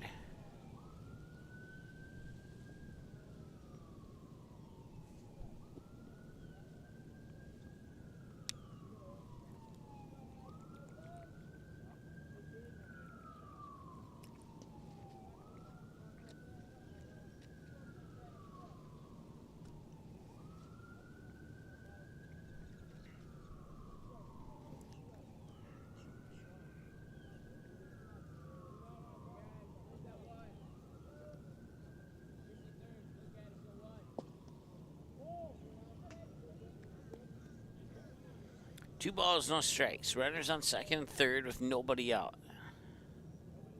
The tying run is at the plate right now. And the pitch. Low for a ball 3. 3-0.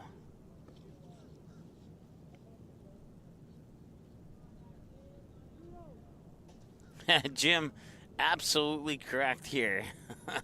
Absolutely correct, Jim. Let's see, what is our time of broadcast right now? An hour and 38 minutes, maybe 4 minutes of that. Maybe, I don't know, I'm going to say even just 2 minutes of that was pregame show. So we've been on, this game's been on for about an hour and 37 minutes now, and we're in the top of the fourth, and there's a swing and a miss for a strike, and it's a full count. So you go from a 3-0 count to a 3-2 count. And we'll see if Owen Shannon can pick up a Buffalo Wild Wings strikeout here.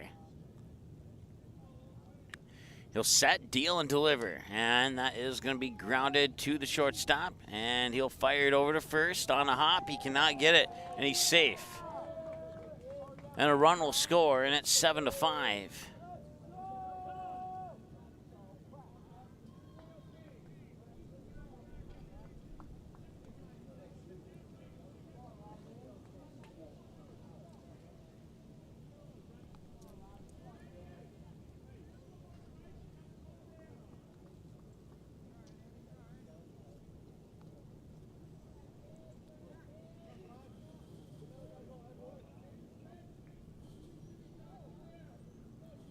There's no runner on third now. He came in to score, so first and second.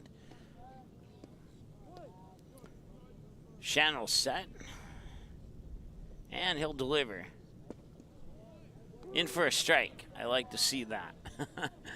0-1.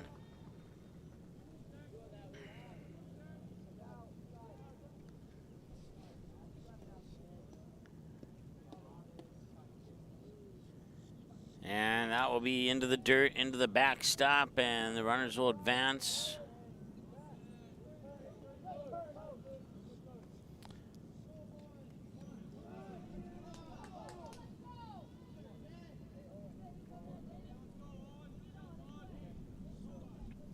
Nobody out here, and two runners in scoring position. A base hit could pull Rutgers within a run at 7-6.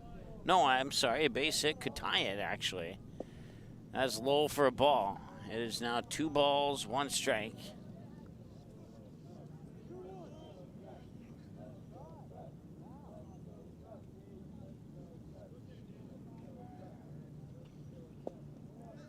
Delivers strike 2. See if we can get one more of those and get the first down on the board here.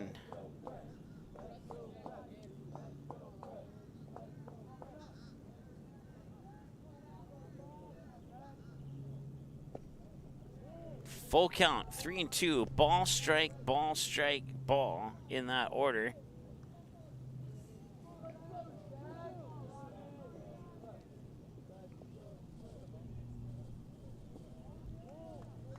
And he'll walk him.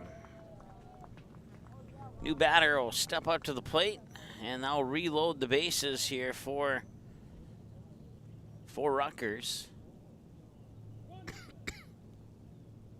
And we'll have a visit to the mound here.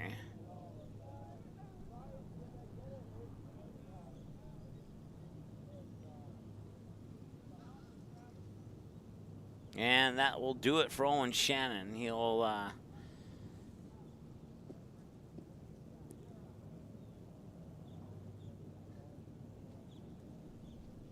They will select a new pitcher here after some words are exchanged, and Shannon will be out, and who will he hand the ball to next here? Looks like potentially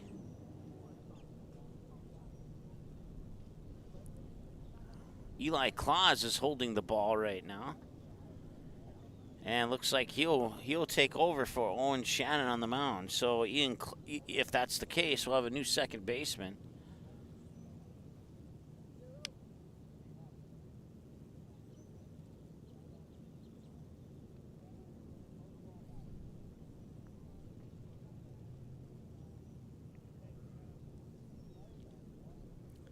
And it will be Eli Claus taking over on the mound. So it appears that, let's see here.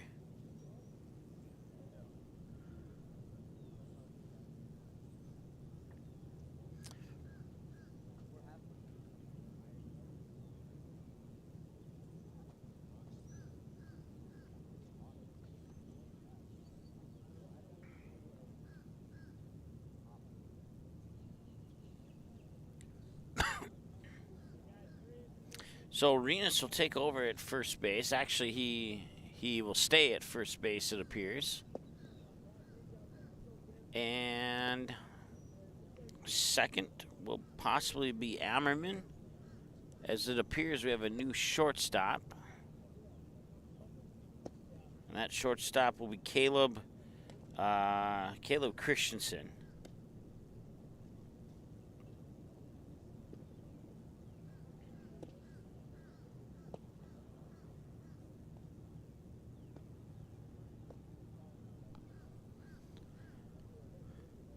All right, so let's take a look here, see what we got. We got Renus at first. We have Jackson Ammerman at second. We have, at shortstop, we have Caleb Christensen. And then at third, we have, let's see if I can recognize him, Chase Lura, possibly. See if I can get a jersey number eventually. And then the new pitcher will be Eli Claus. So the only one I'm not sure of is the third baseman, but we'll find out sooner than later here.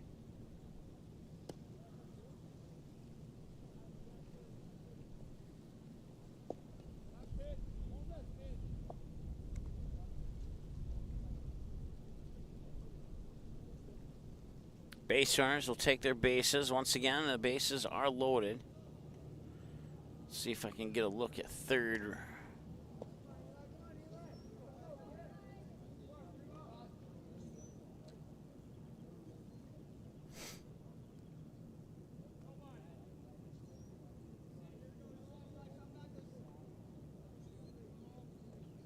And it was indeed Chase Lura. So, like I said, I'm still getting used to recognizing the. They're looking for that squeeze bunt. It's going to be foul. That's good for a strike, and all the runners will return to their original bases. They might try it again here, but if it results in a 2-strike count, that'll end the squeeze bunt opportunity.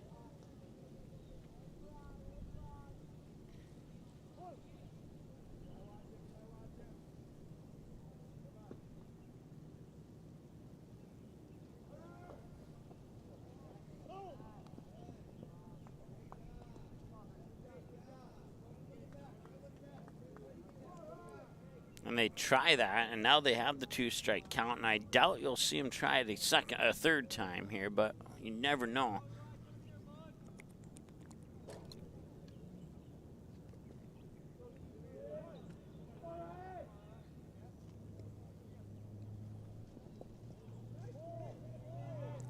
Pitch will come in for a ball. 1 ball, 2 strikes now. Once again, the new pitcher is Eli Claus.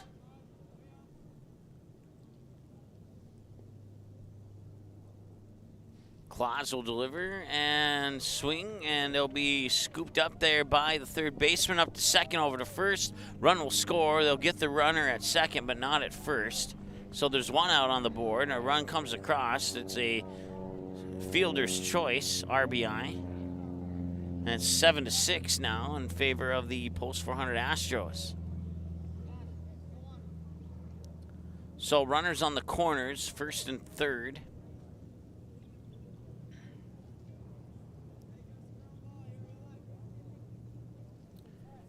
And Claus will set to pitch to the new batter here. Runner goes, and going to the backstop. Runner will make it to second, and the third base runner will come in and score, and that'll tie the game at 7.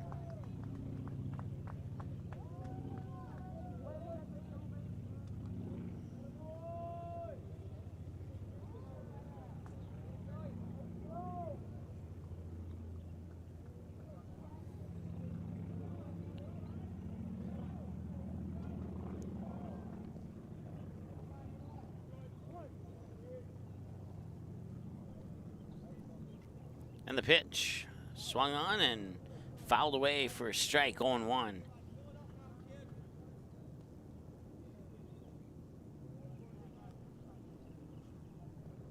Once again, second.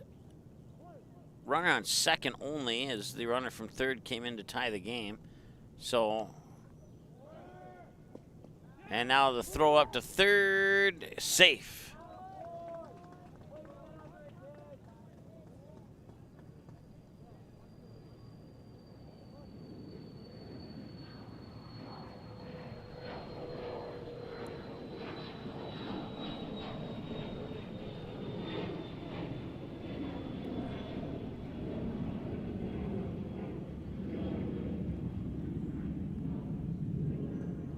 And he'll foul that away. It will remain a 1-ball, 2-strike count.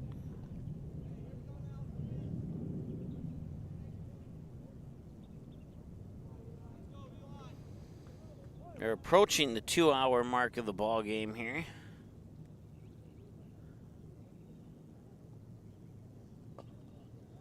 One hour, 49 minutes officially.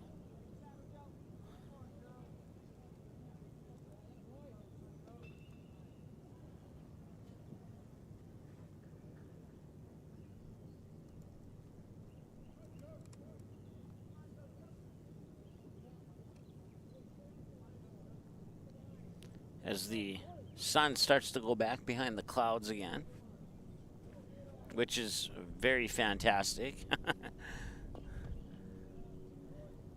Nice grab by the third baseman, Chase Lura, and that's out number 2.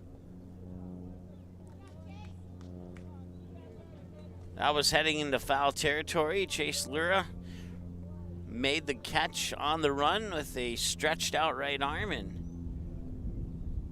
2 away now.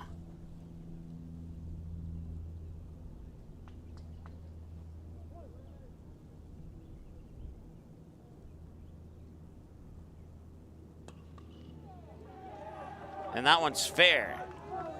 Run will score. They'll take the lead. I think there's 2 outs. The scoreboard in the outfield shows 1 out.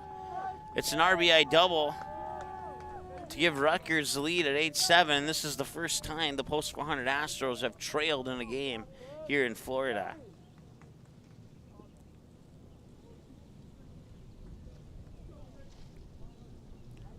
So we'll see if they can play come from behind. They certainly have the talent and the ability to do it.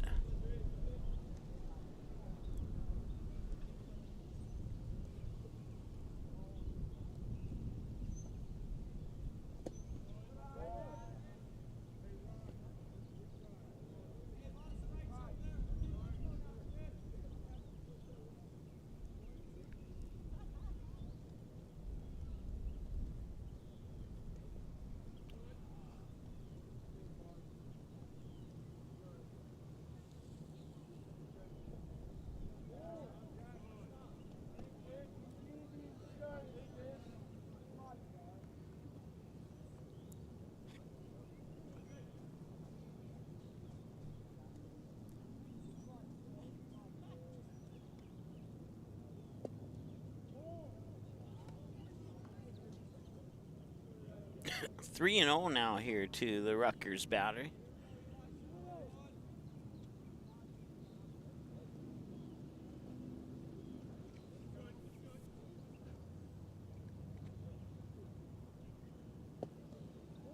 And he'll walk them on 4 pitches. So runners on the corners now.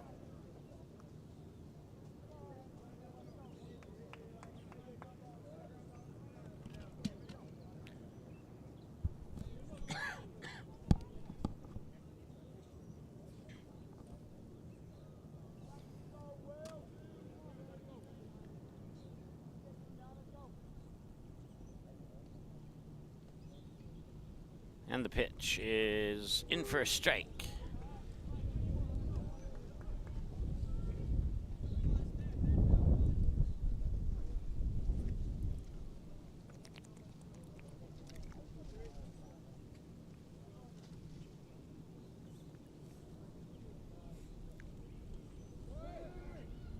Claus snap throw up to third, and they did not get him.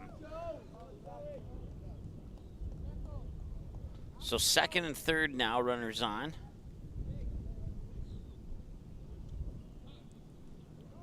One ball, one strike, and one out. At least according to the scoreboard, there's one out.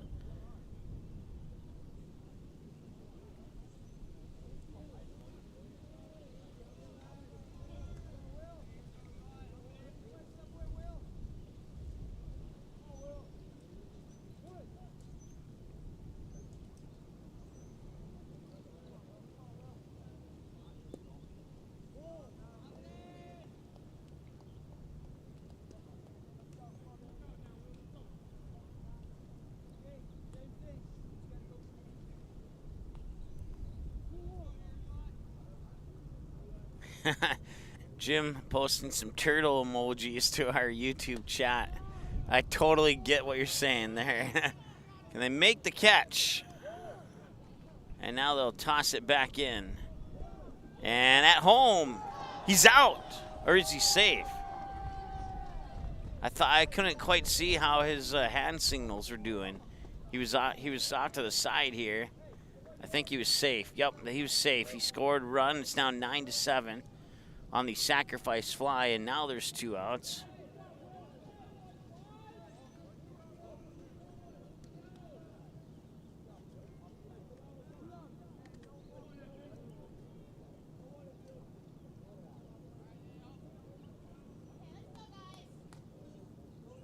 So runner on third, that's it at the moment. 9-7, 2-run lead for Rutgers. And a little chopper to third. Luro picks it up, and he'll fire it over to first. That's the third out. They get out of this inning. Rutgers Prep scores 5 to cancel out the 5 runs that Astros had in the bottom of the first. And as a result, they lead by 2, 9-7. Here on the Magnitude Sports Media Network, bottom of the 4th, next here, finally on Magnitude. Do you have a teen ready for driving lessons? Don't know what they need to do or when things need to be done? If busyness keeps you from driving with them, then Gotta Go Driving School is the place to call. Jeff Weber at Gotta Go Driving School has been teaching driving lessons to all age groups since 1991. Call Jeff at Gotta Go Driving, 238-0236. Jeff will tell you to start planning ahead now. Don't wait. Got a new driver? Then it's Gotta Go Driving School. Talk to Jeff or go online at gottagodrivingschool.com.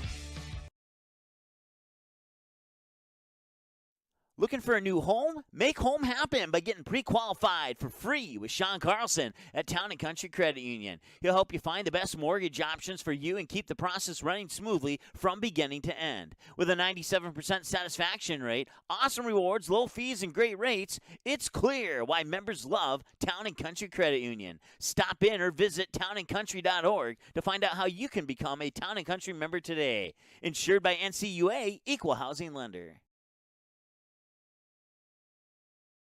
You didn't like the call? Please remember the officials on the court and the field have the best view of the action as it happens. More officials are needed. People like you. Stay connected to the game you love. Contact the NDHSAA, MSHSL, or your local high school to find out how to become an official. This message courtesy of Magnitude Sports.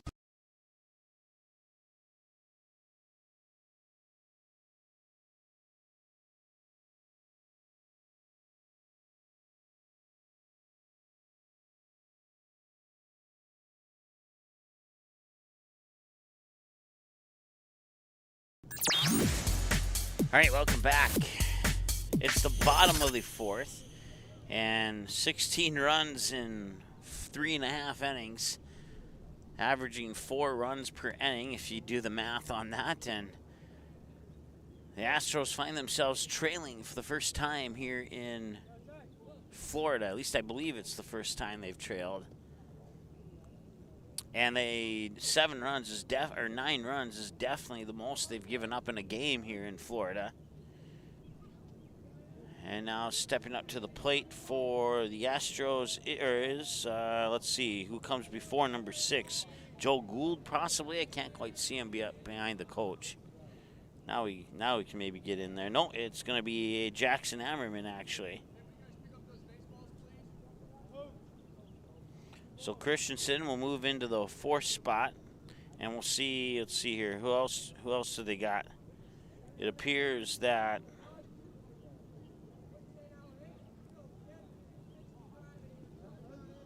not sure. We'll figure it out eventually here.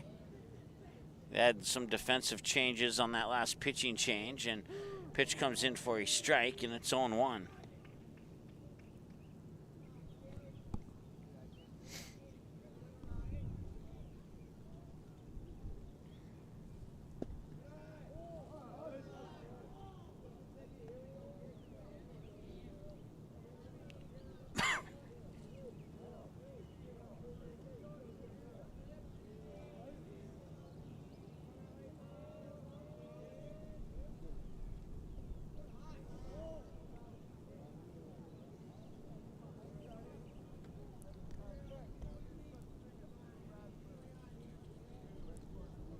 Two balls and 1 strike now here for Jackson Ammerman.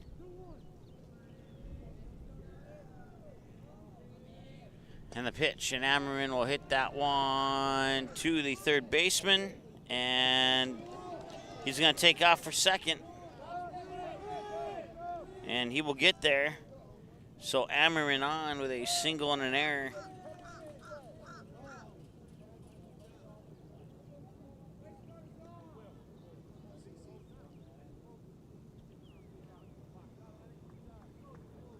Now clear the count here for the next batter. That'll be Caleb Christensen, I think.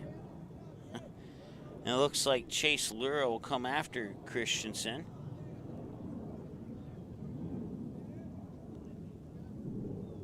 And, ooh, that's a bomb to left field.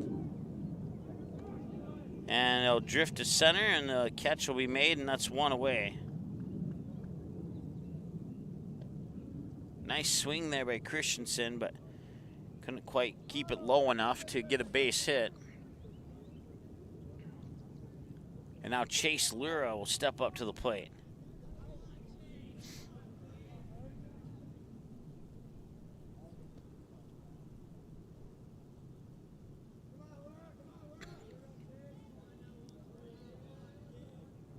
And the pitch to Lura. In for a strike. 0-1.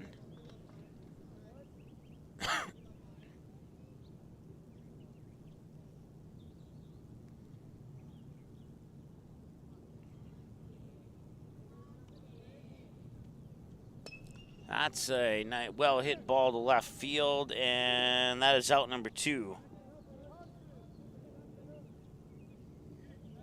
2 pitches, 2 outs. Fly out to center, fly out to left, and right now Ammerman's stuck on second base.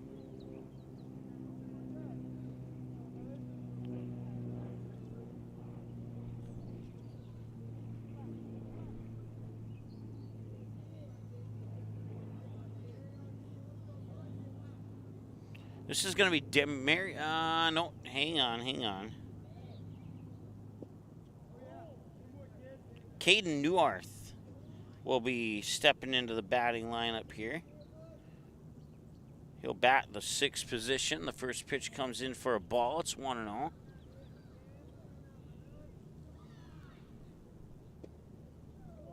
And now it's 2 balls and no strikes.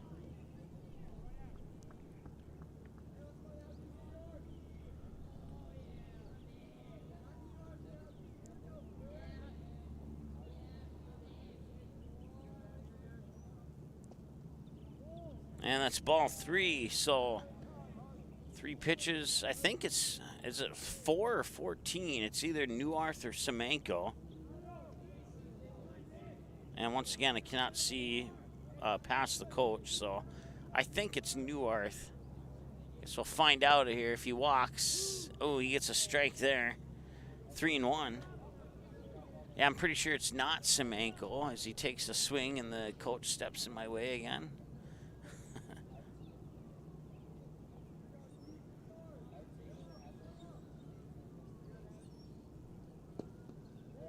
And he's outside for a ball, a walk, and put 2 runners on for the Stars. So now the tying run is on base.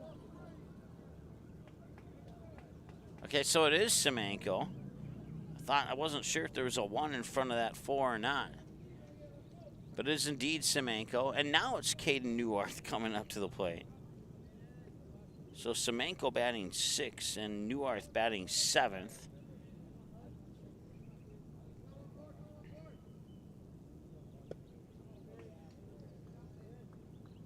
And Neuarth will take the first pitch swinging and go down in the books as a strike.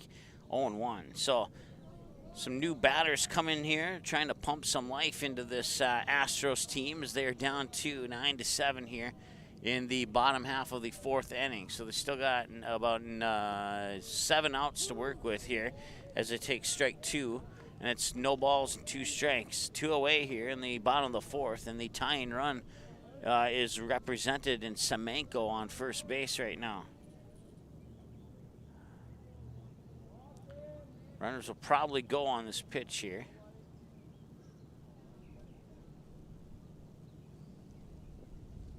And it'll be a drop third strike. Can he run out the throw? He might be able to. And he does, and I'll load the bases. Oh, lucky break there for the Stars. Neuarth on first, Semenko on second, and I forget the runner on third. I believe it's Chase Lura on third. And now Joe Gould will bat in the ace spot. And he'll pop that one up foul out of play, and it'll be good for a strike. So a big opportunity here for the Astros with 2 outs. Can they do 2-out bingo here and get a base hit to tie this game up?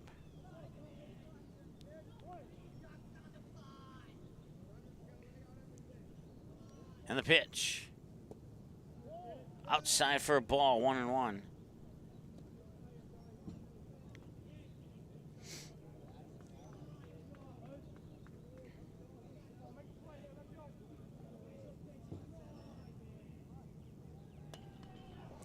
And that one is hit out into left field. He'll drop for a base hit.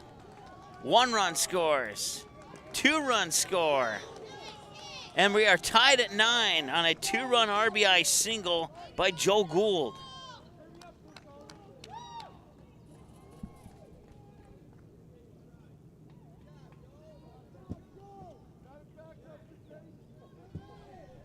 So runners on first and second now, and we're tied at 9 as the Astros come back to life here in the bottom of the 4th. They did not score any runs in the bottom of the 3rd. They only scored 2 in the bottom of the 2nd after a 5-run first inning.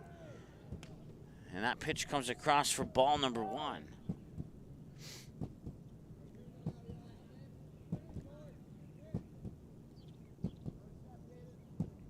And the pitch comes in for ball 2. Yes, Kevin says yes. And I agree with you.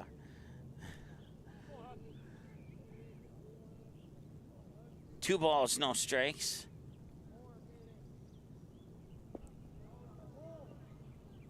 And now it's 3 balls and no strikes.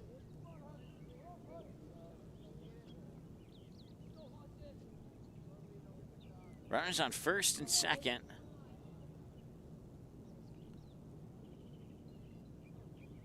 Wind up in the pitch. In for a strike, so he'll take the free strike on the 3-0 pitch. It's Eli Claus batting, by the way.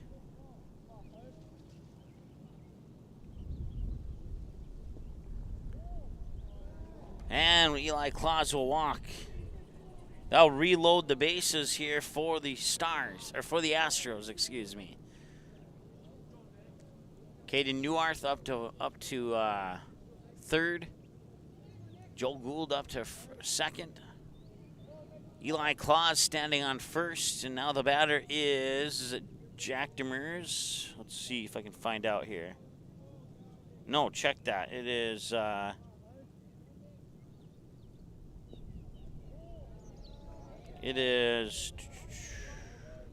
Nick Haasbargen, as we're back at the top of the order now.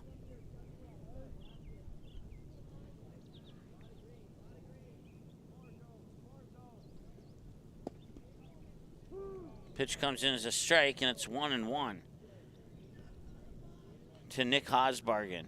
Ashton Renus, the batter on deck, the scheduled batter on deck anyway. And Haasbargen will pop that one up. Catch is made, and that will end the inning, but they'll strand 3 on base, but they get 2 across. And now we're knotted up at 9 here. The Astros fans were maybe a little concerned for a moment there. We'll see if they can keep that momentum going. But first, they have to get Rutgers off the bat. And we'll see if they can do that quickly here when we return after this here on Magnitude. You may already know that at Close Mentor, you can shop great designer brands without the full designer price, and that you can bring your gently used items into Close Mentor and sell them for cash on the spot. Here's something else you should know. Buying and selling at Close Mentor aids in water preservation, reduces chemical pollution, decreases landfill waste, boosts your local community. That's right, it's resale, and it's better than retail. Be green and kind to the environment by selling your clothing and buying sustainable fashion for yourself. Signarama of Fargo is the trusted, preferred signage vendor of NDSU athletics. The global leader in the sign and graphic industry, Signarama is the way to grow your business. Competitive prices, free consultations and estimates, signage solutions that fit your budget. Signarama is locally owned and committed to community support. Trusted by the Bison, be a championship business with Signarama. Call or go online at sarvalley.com.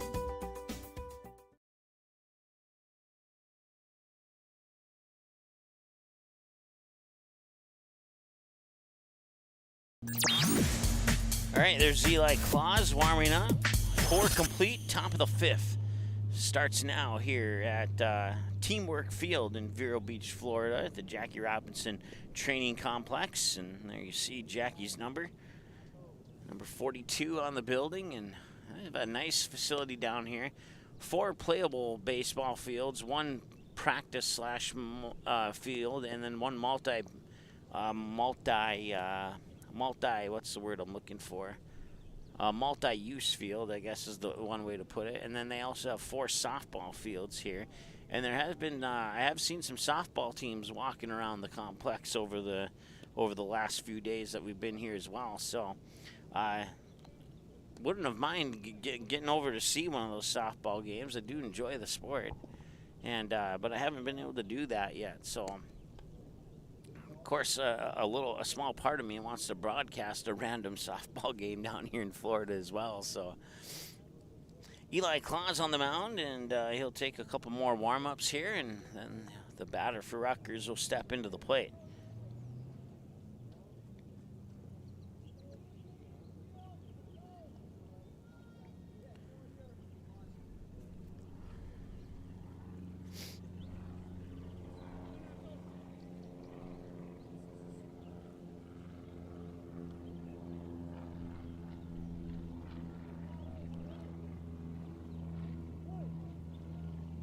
And the first pitch of the top of the 5th is in for a ball, 1-0.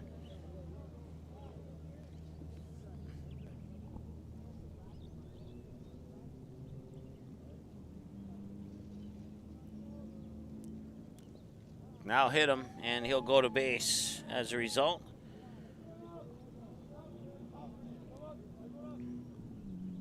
So Claus hits the batter with the pitch, and now he'll face the next batter here for Rutgers.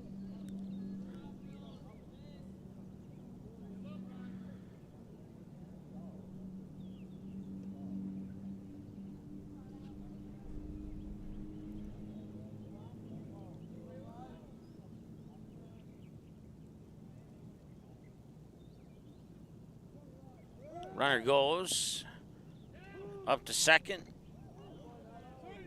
And then he's safe.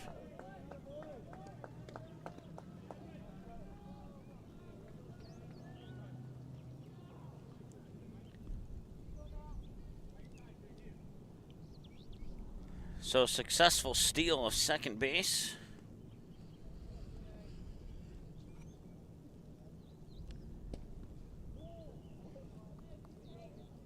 Ball 1 strike now here to the next batter. Not up at 9. Runner on second in scoring position here. A base hit could give Rutgers the lead back.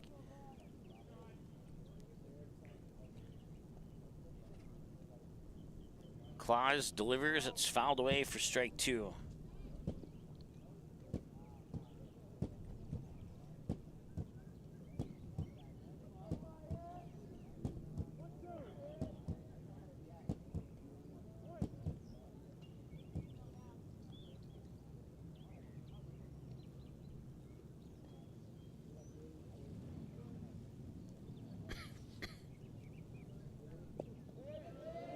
And a strikeout.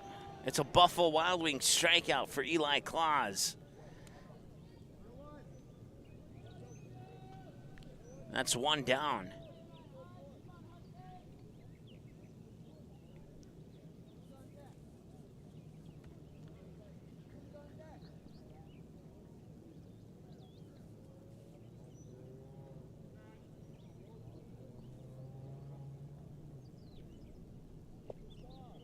And a strike. Nice pitch there by Claus. Of course, his older brother Ethan came in the state tournament, and they made that incredible run, beating Fargo Post 2, and then they would defeat Minot, and they would defeat West Fargo.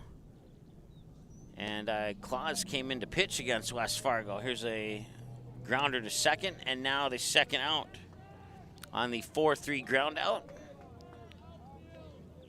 Of course, his older brother in that little highlight clip, you may have seen the promo in the past month or so if you've watched games on Magnitude, of him flipping the ball after the third out from the pitcher's mound. That was the game where he came in and he just pitched phenomenally, and there was no bat that could hit his pitch. And the Stars would eventually go on to Sioux Falls. No balls, 1 strike. They'd take care of business down in Sioux Falls, win the Central Plains Regional Championship, head down to North Carolina and play a tough team from Hawaii who turned out to be mutual friends when the whole tournament was over, and had a good showing against Maryland. And I'm drawing a blank on the second team that they played, but Hawaii was first, Maryland was third.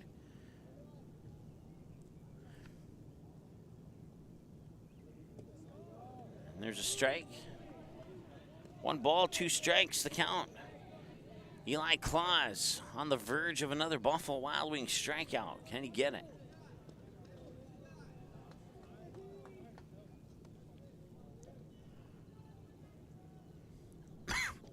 The pitch. They'll tag him out. And he went on a swing, and that is a Buffalo Wild Wings strikeout. And that takes us to the middle of the 5th. We'll take a timeout. We'll be right back. We're knotted up at 9. Can the Astros take the lead? We'll see when we return after this here on Magnitude. Looking for a new home? Make home happen by getting pre-qualified for free with Sean Carlson at Town & Country Credit Union. He'll help you find the best mortgage options for you and keep the process running smoothly from beginning to end. With a 97% satisfaction rate, awesome rewards, low fees, and great rates, it's clear why members love Town & Country Credit Union. Stop in or visit townandcountry.org to find out how you can become a Town & Country member today. Insured by NCUA, Equal Housing Lender. The Knickerbocker in Hickson, North Dakota is the place for you and your friends to come and enjoy cold drinks, great food, and sports all under a friendly and fun atmosphere. Whether it's the Vikings, Twins, Wild, NDSU Bison, or one of your favorite teams, watch all the games at the Knickerbocker. Open Monday through Friday, 11 a.m. to 2 a.m., and Sunday, 12 noon to 2 a.m. You can find the Knickerbocker at 412 Main Avenue in Hickson, just a 10-minute drive south of Fargo. Take University Drive, head south until you arrive. You didn't like the call? Please remember the officials on the court and the field have the best view of the action as it happens. More officials are needed. People like you. Stay connected to the game you love. Contact the NDHSAA, MSHSL, or your local high school to find out how to become an official. This message courtesy of Magnitude Sports.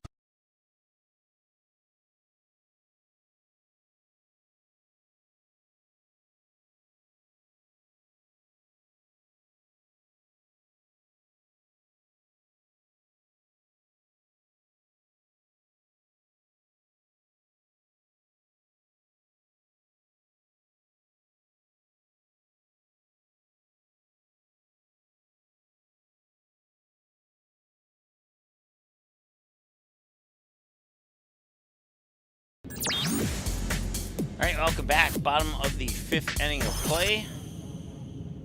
And stepping up to the plate here for, let's see, who's on deck. That'll help me out.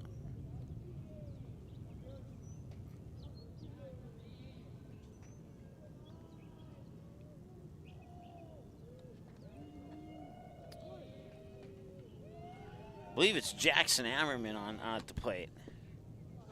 He'll take the first pitch for a ball, 1-0. Caleb Christensen on deck, Chase Lura to follow. So it's Ammerman, Christensen, Lura pending changes. Now he'll take another ball. It's 2-0.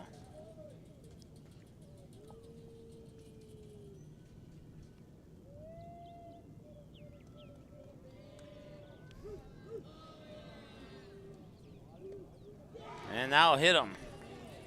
Check that. It was not Jackson Ammerman. It was actually Malachi Wurmeyer.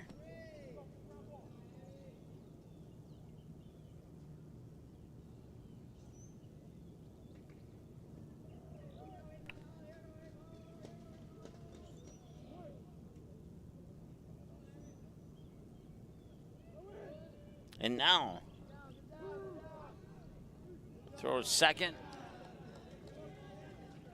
and he's safe at second. So he's on base with a steal. I'm still trying to figure out who the batter is. It is Jackson Ammerman, so I got one ahead of myself. So Wurmeyer will take over the 3rd spot in the batting lineup.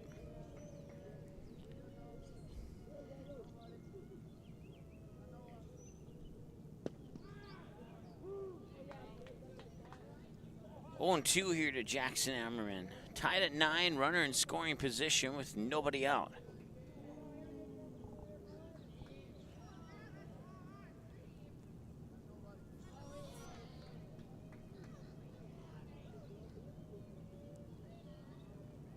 And the windup. Ammerman to left field for a base hit. They'll hold the brakes at 3rd. Puts runners on the corners.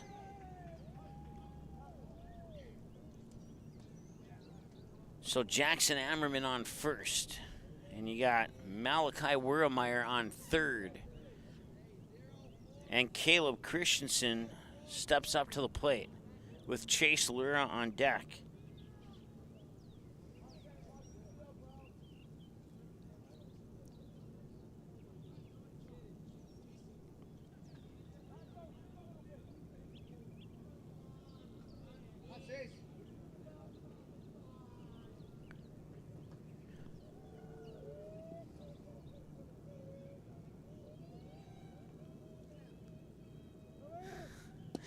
Ammerman takes off for second, and the throw is not going to be in time, as they'll be cut off there by the shortstop to prevent Wurmeyer from coming home. So a free steal there for Ammerman in a sense, and Now it's second and third, and a base hit could make it 11-9 here. Once again, it's Caleb Christensen at the plate.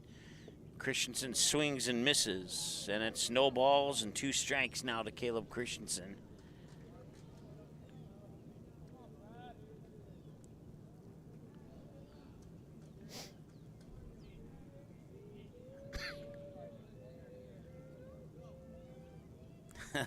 The Astros, I don't know if you can hear it from their dugout, are chanting, "Here, kitty, kitty, kitty, kitty." And then somebody follows it up with a barking sound.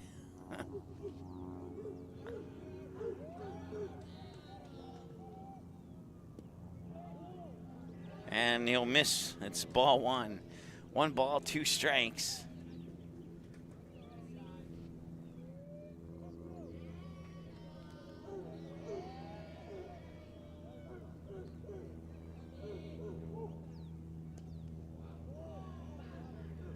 Two balls, 2 strikes now.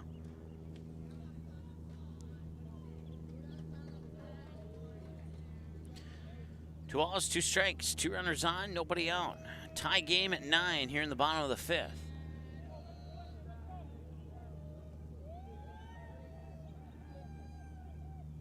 That one's hit up, left field, drifting. I don't know if it's going to stay fair, though. Doesn't matter if it's fair. And tagging it home and scoring on the sacrifice fly is Wurmeyer. And now the Astros are up 10-9.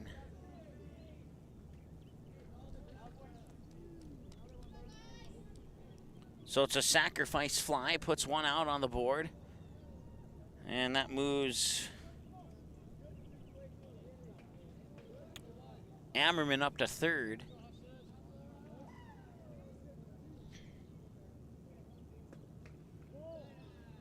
And the first pitch here to, I believe it's Chase Lura at the plate, is a ball, 1-0.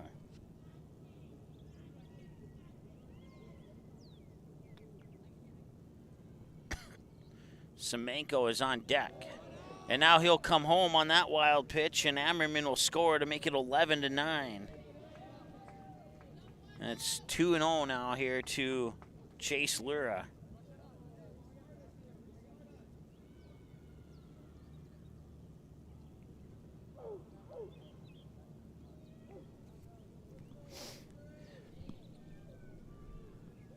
Two balls, no strikes, and the pitch.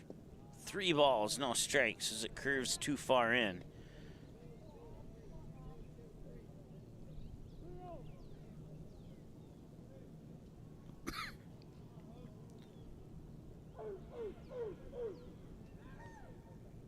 And he'll get hit by that one, and he'll go to base.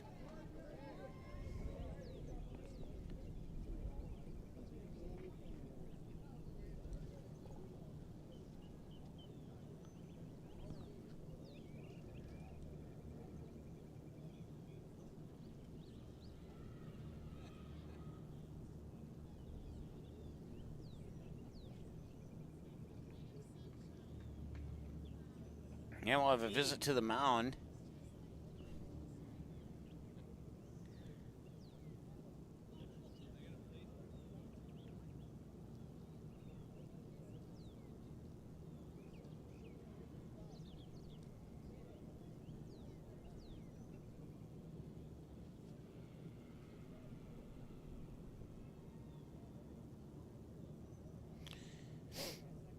Just checking, catching up on Facebook during this break here. Mary says, "Let's go Astros. Let's hear some chatter." And I think they got it. I think the "hear kitty kitty" with the bark is the only thing I've really heard for chatter in the last inning or so. But it's been enjoyable. Let's put it that way.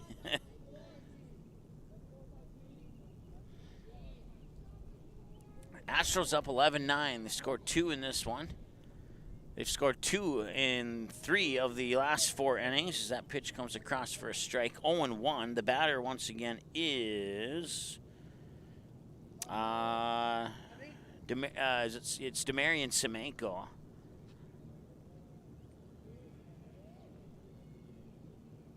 0-1, and that will go low for a ball, and the runner will advance to first, and now, or to second, and now he's going to turn the corner and go to third. Throw is not in time, and he's in at third base.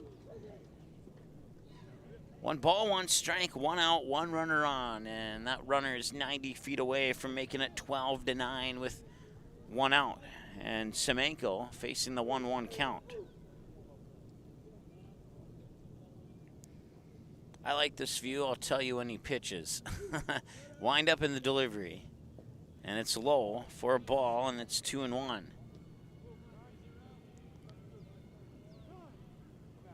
And time is called. Looks like they'll do some defensive changes here. Center field will shift to left. Right field will shift to center. A new right fielder is in. And now the former left fielder moves to first base. 2 balls and a strike. Runner on third. Semenko the batter.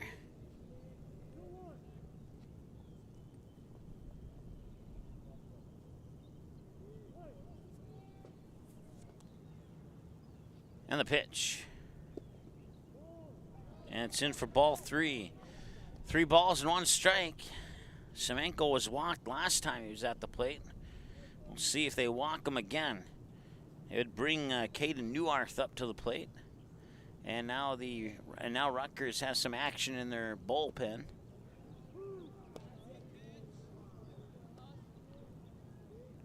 Strike 2 and a full count.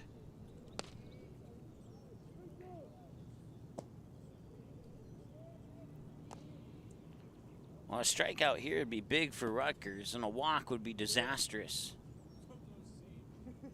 And he'll get the strikeout.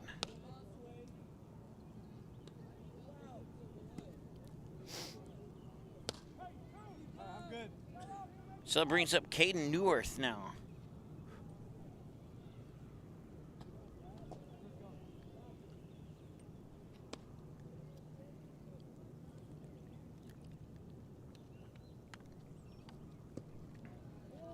First pitch comes across for a ball. 1-0 here to Neuarth. On deck then is Caleb.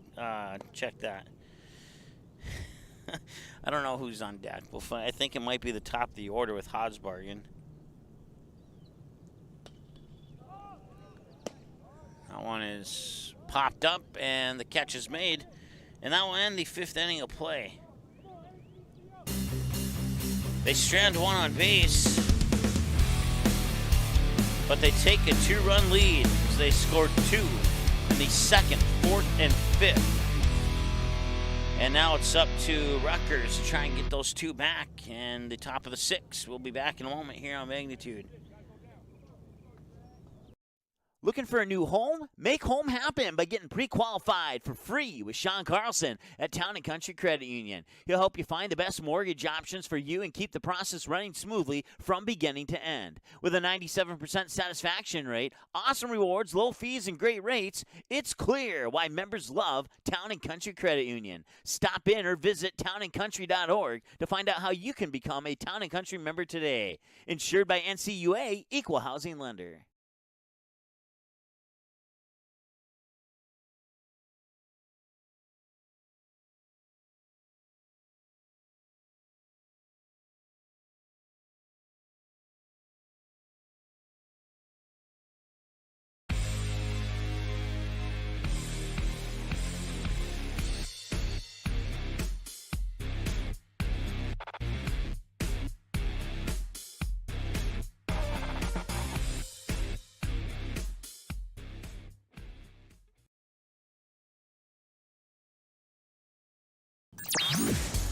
All right, welcome back. Once again, you got action in the Rutgers Palm Tree bullpen. That's what I like to call it. You only see that in Florida, maybe in Hawaii, but in Florida for sure. Top of the 6th inning now, and the Astros up 2, 11-9. They were held scoreless in the bottom of the 3rd, but they've plated runs in every other inning so far. They've held Rutgers scoreless in the top of the 2nd and the top of the 5th, and we'll see if they can hold them scoreless again here in the top of the 6th. Eli Mock will continue on the mound here for the post 400 Astros.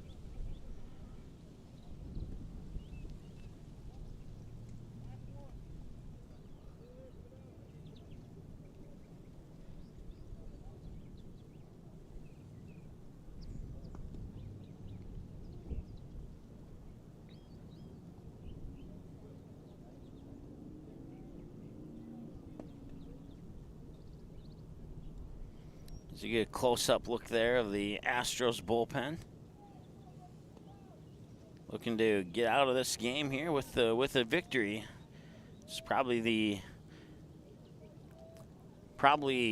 one of the tougher competitions they've had down here in Florida. I didn't see the game on the first day, but Eli Claus. Can he produce some more Buffalo Wild Wings strikeouts here in the top of the 6th? We'll find out. And there's strike number 1.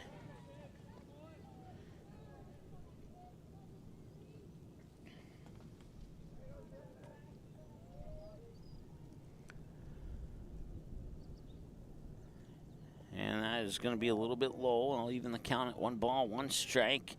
The last couple innings moving along at a little bit quicker pace than the first 4 innings did. We're at 2.5 hours here in this game already, and we're in the top of the 6th.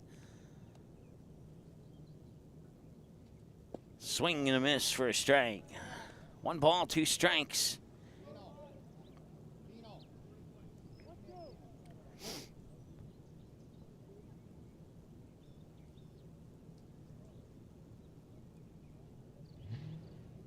And that's a Buffalo Wild Wings strikeout for Eli Claus. 1 down here in the top of the 6th, and the next batter for Rutgers will try his luck against Claus.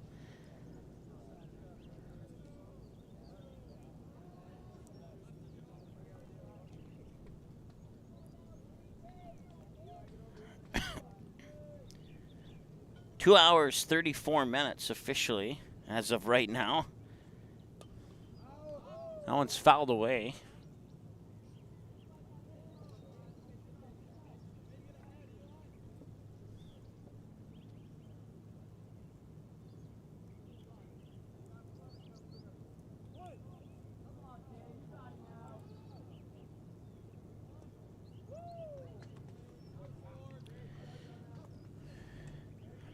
No balls and 2 strikes. Claus will step up to the hill and look to serve up some blazing hot strikes.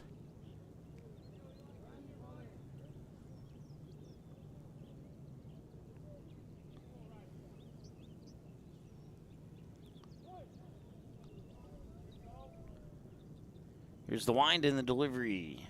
And that one's going to be popped up. Claus will make the catch, out number 2. So it wasn't a strikeout, but it was an out nonetheless. And that brings up the next batter. Rutgers 2 up, 2 down here in the top of the 6th.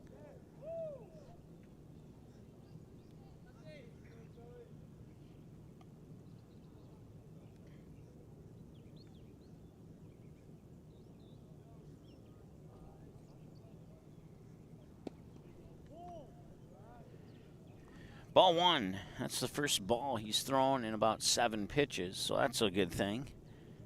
Hopefully that pattern breaks right now. And he'll deal, it's a little bit low, ball 2.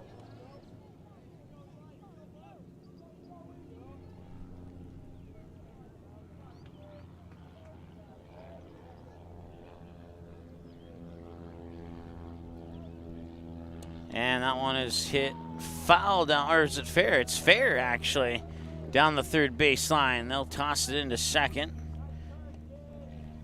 Runner on first with 2 away. And the tying run comes to the plate here.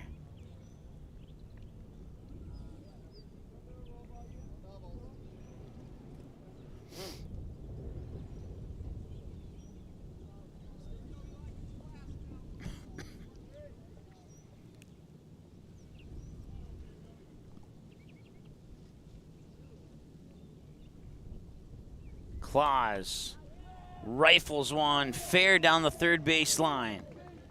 And the runner will head into third. And they're going to try and send him home. No, now they're going to change their mind and hold him at third. So second and third, the runners. Tying run is in scoring position. Go-ahead run comes up to the plate here for Rutgers. 2 away, and they got to try and get out of this inning and leave those bases, base runners stranded if possible.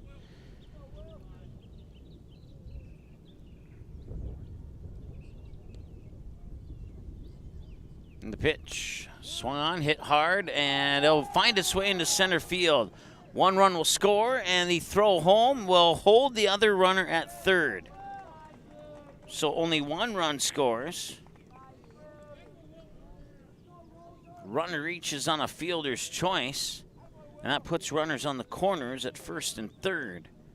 So the tying run is now 90 feet away with two out.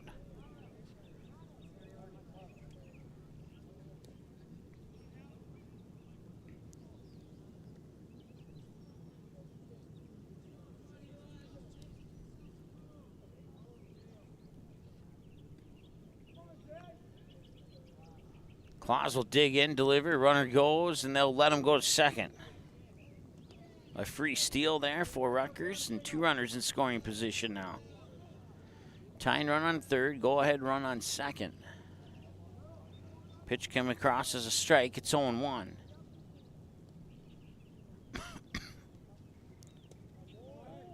And that's just a little bit high. They'll even things up at 1 apiece. 1 ball, 1 strike.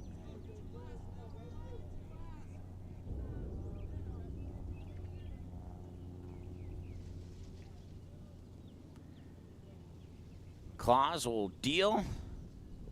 Low for ball 2.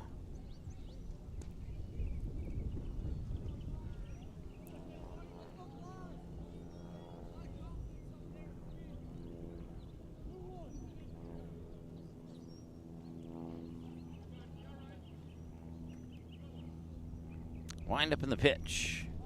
It's low for ball 3.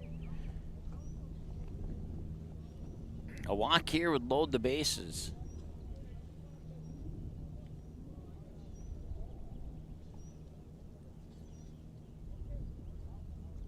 Three balls and a strike, 2 away. He'll look over at second. Set, wind, deliver. Up high, ball 4. Bases are loaded now for Rutgers, and the next batter will step up.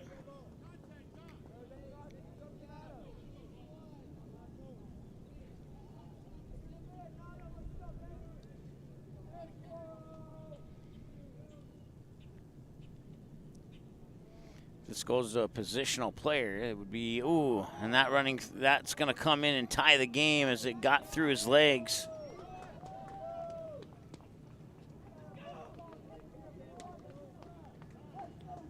Runners advance, second and third, nobody on first, and a tie game at 11 now here in the top of the 6th.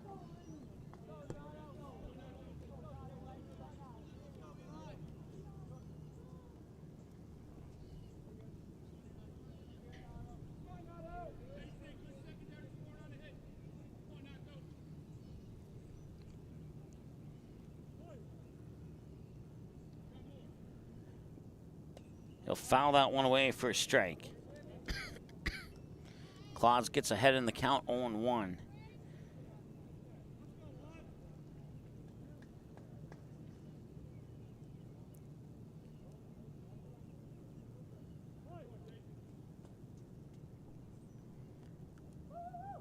And that one is hit right to the shortstop, and that will do it for the middle of the 6th.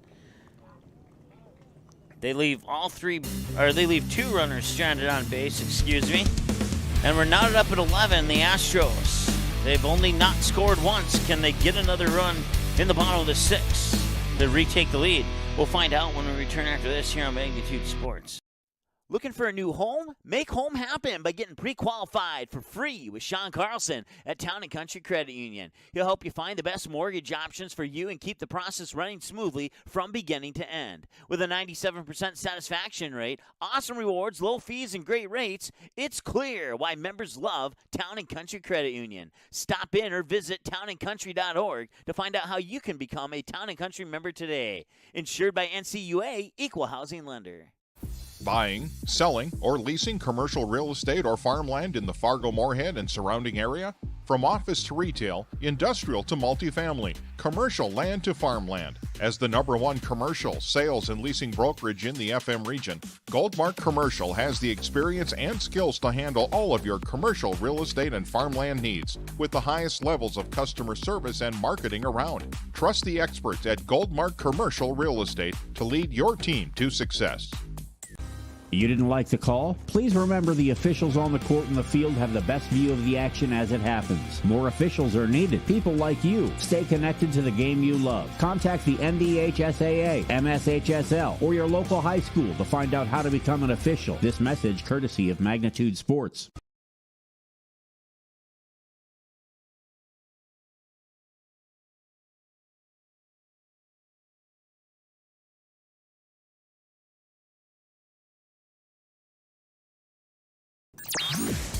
All right, welcome back.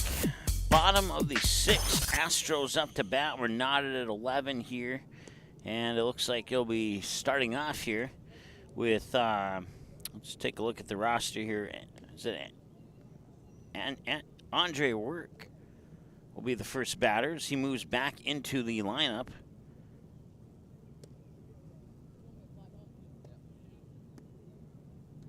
Possibly in the 9th spot. I'm not exactly sure where they're at right now.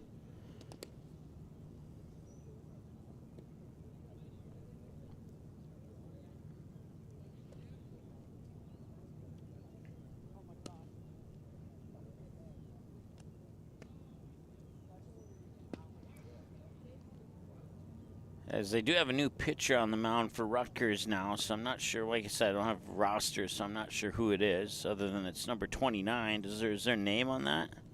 It's Bethea, I think. Bethea.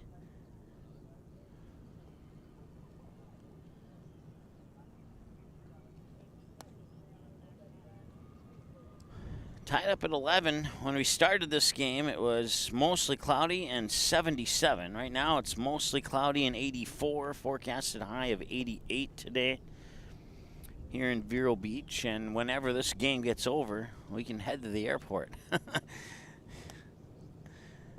We are at 2 hours and 44 minutes, approaching 2:45 on this game.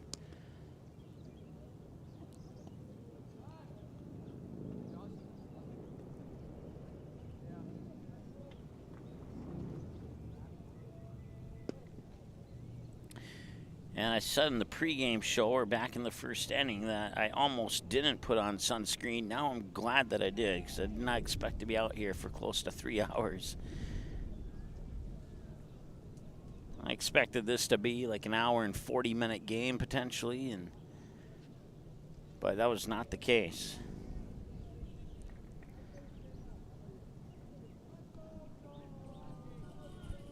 I think I may have jinxed myself when I was in the dugout and said, hey, do me a favor and end this in 5. It's not going to end in 5, obviously.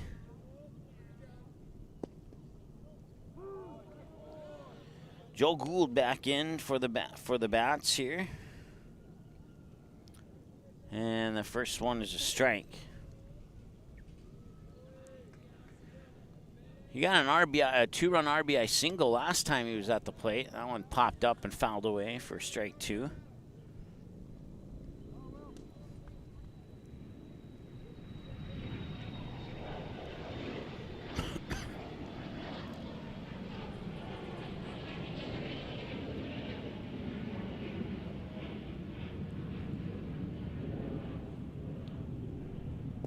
And that one's a little bit low for a ball. 1 ball, 2 strikes here.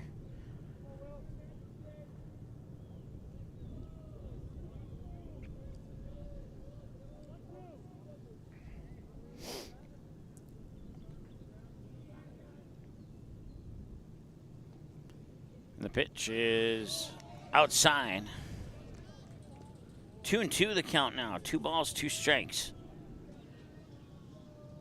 2 seems to be a common number here in this game.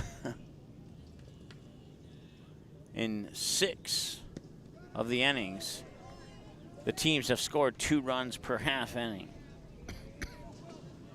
The only time that was different was in the bottom of the first and in the top of the fourth when both teams scored 4 in their respective halves of the, both teams scored 5 in their respective halves of the inning.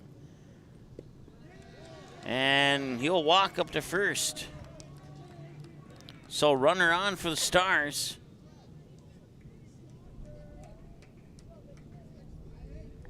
As much as the Astros fans wish that I hit the wrong button on purpose, that was not the case. So we'll have a courtesy runner now. And coming in to run will be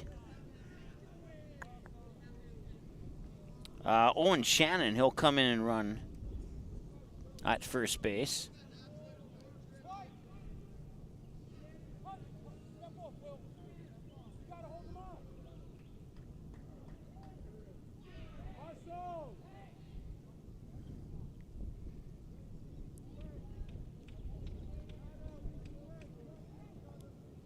I believe it's Eli Claus coming up to bat.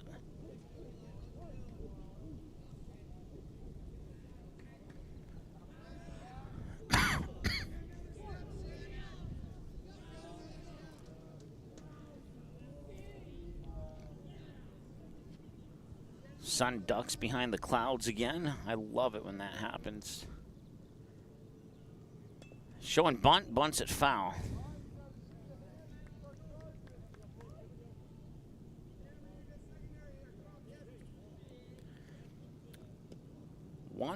One run here for the Astros would force Rutgers to score at least 1 in the top of the 7th, and that would potentially be enough for a win. We'll see what they decide to do here. He'll swing. I think he got a piece of that. Either way, it's a strike. 0-2. So more than likely, no bunting scenarios here on an 0-2 count.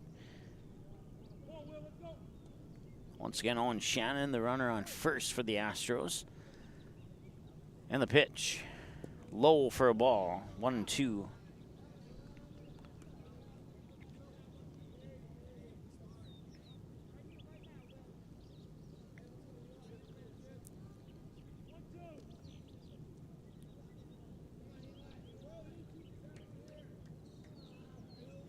And the pitch.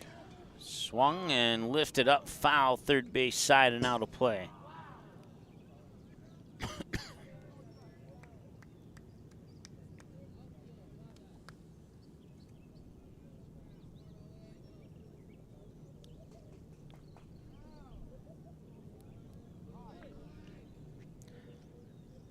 So remain 1-2 now, and here's the pitch. Swung on, and that is grounded into center field. It's good for a base hit. Puts runners on first and second. As it sneaks by all the positional players.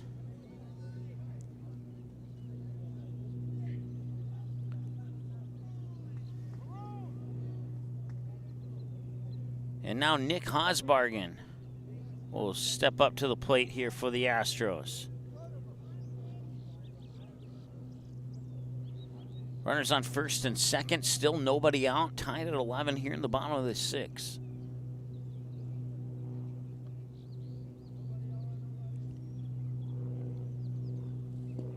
Pitch misses for a ball, 1-0.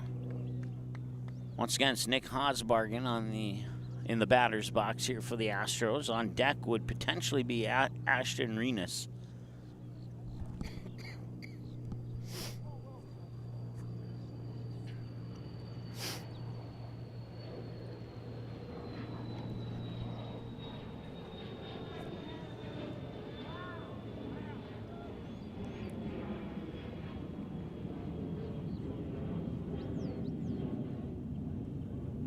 Well, if you've stuck along here for 2 hours and 52 minutes, we certainly appreciate it. And there's a bunt down the third base side, and bases are loaded on the bunt. It's a bunt single.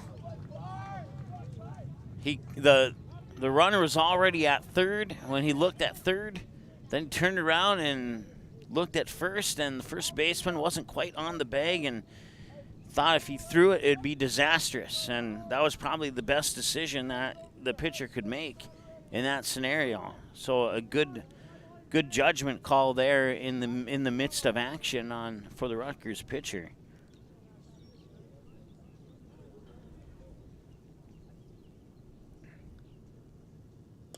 And this one's lifted up, and that will be an infield fly call. It's an automatic out, and that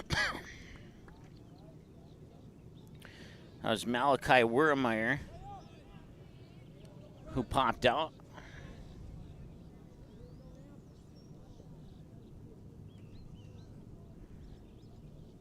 Now it's Jackson Ammerman who will step up to the plate now. Bases are loaded for Jackson Ammerman. And the pitch, and it's in for a strike, 0-1.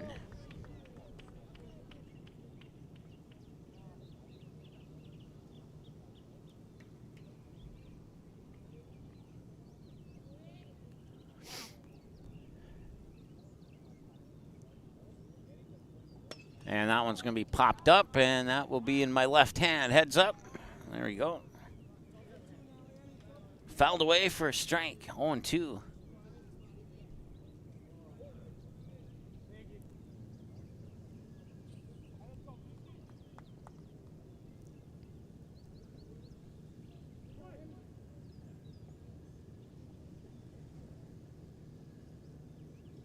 And that one will dribble foul.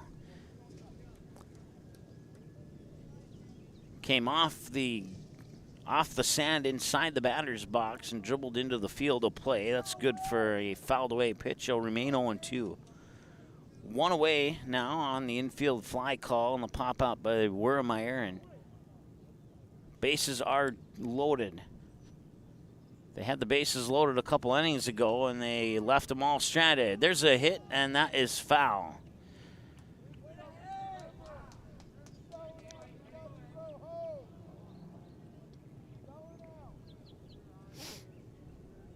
So all the runners will retake their original bases.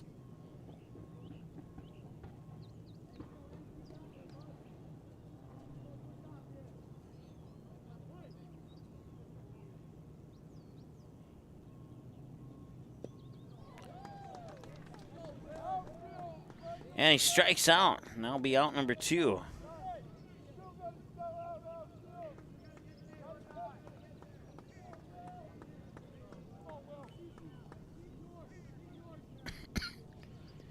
I believe this is Caleb Christensen.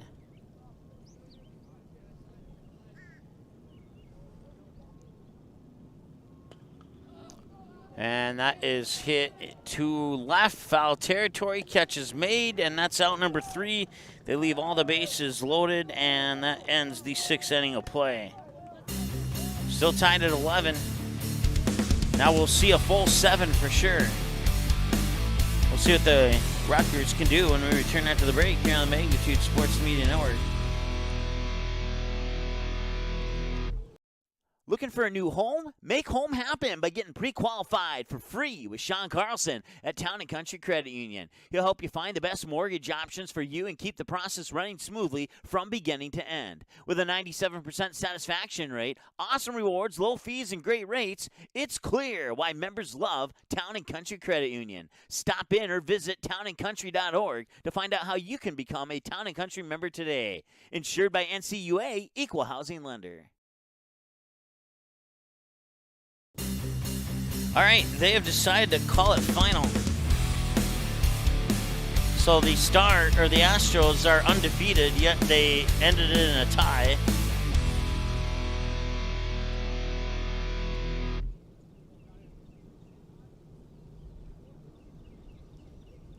So this game will end in an 11-11 tie. So there's your line scores.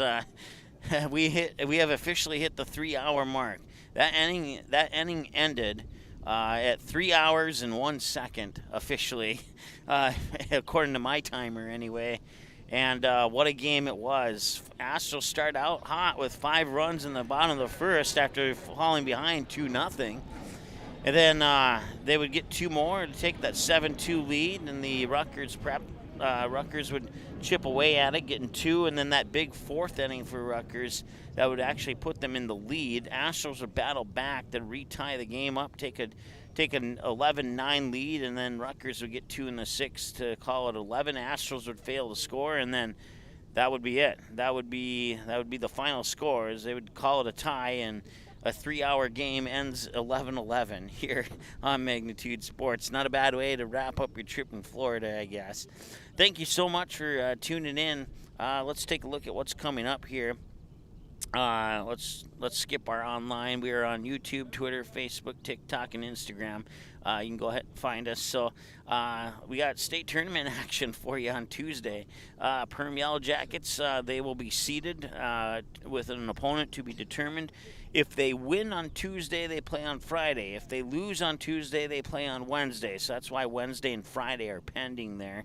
And then Friday will be in Iowa for the Post 400 Stars once again, as they make the trip down to Iowa for more games. So we will see you in Iowa, if not before then. Feel free to tune in. There'll be a radio broadcast of those Perm Yellow Jacket games, since we can't do video at the state tournament, but feel free to tune in for some good basketball action. I know that all the community in the school of Perm's pretty excited to go to the state tournament, and well, they certainly deserve to be excited. So that's a look at what's coming up here on Magnitude Sports, and as soon as we get more information on opponents and stuff like that, we'll certainly fill in our schedule accordingly. But right now, as far as I'm concerned, everything is to be determined. So thanks once again. Your final score, 11-11 after 6 innings. They call it a tie, and we'll be back here on Friday, March 25th for more baseball here, featuring the Post 400 Stars and Astros here on Magnitude Sports. Have a good evening.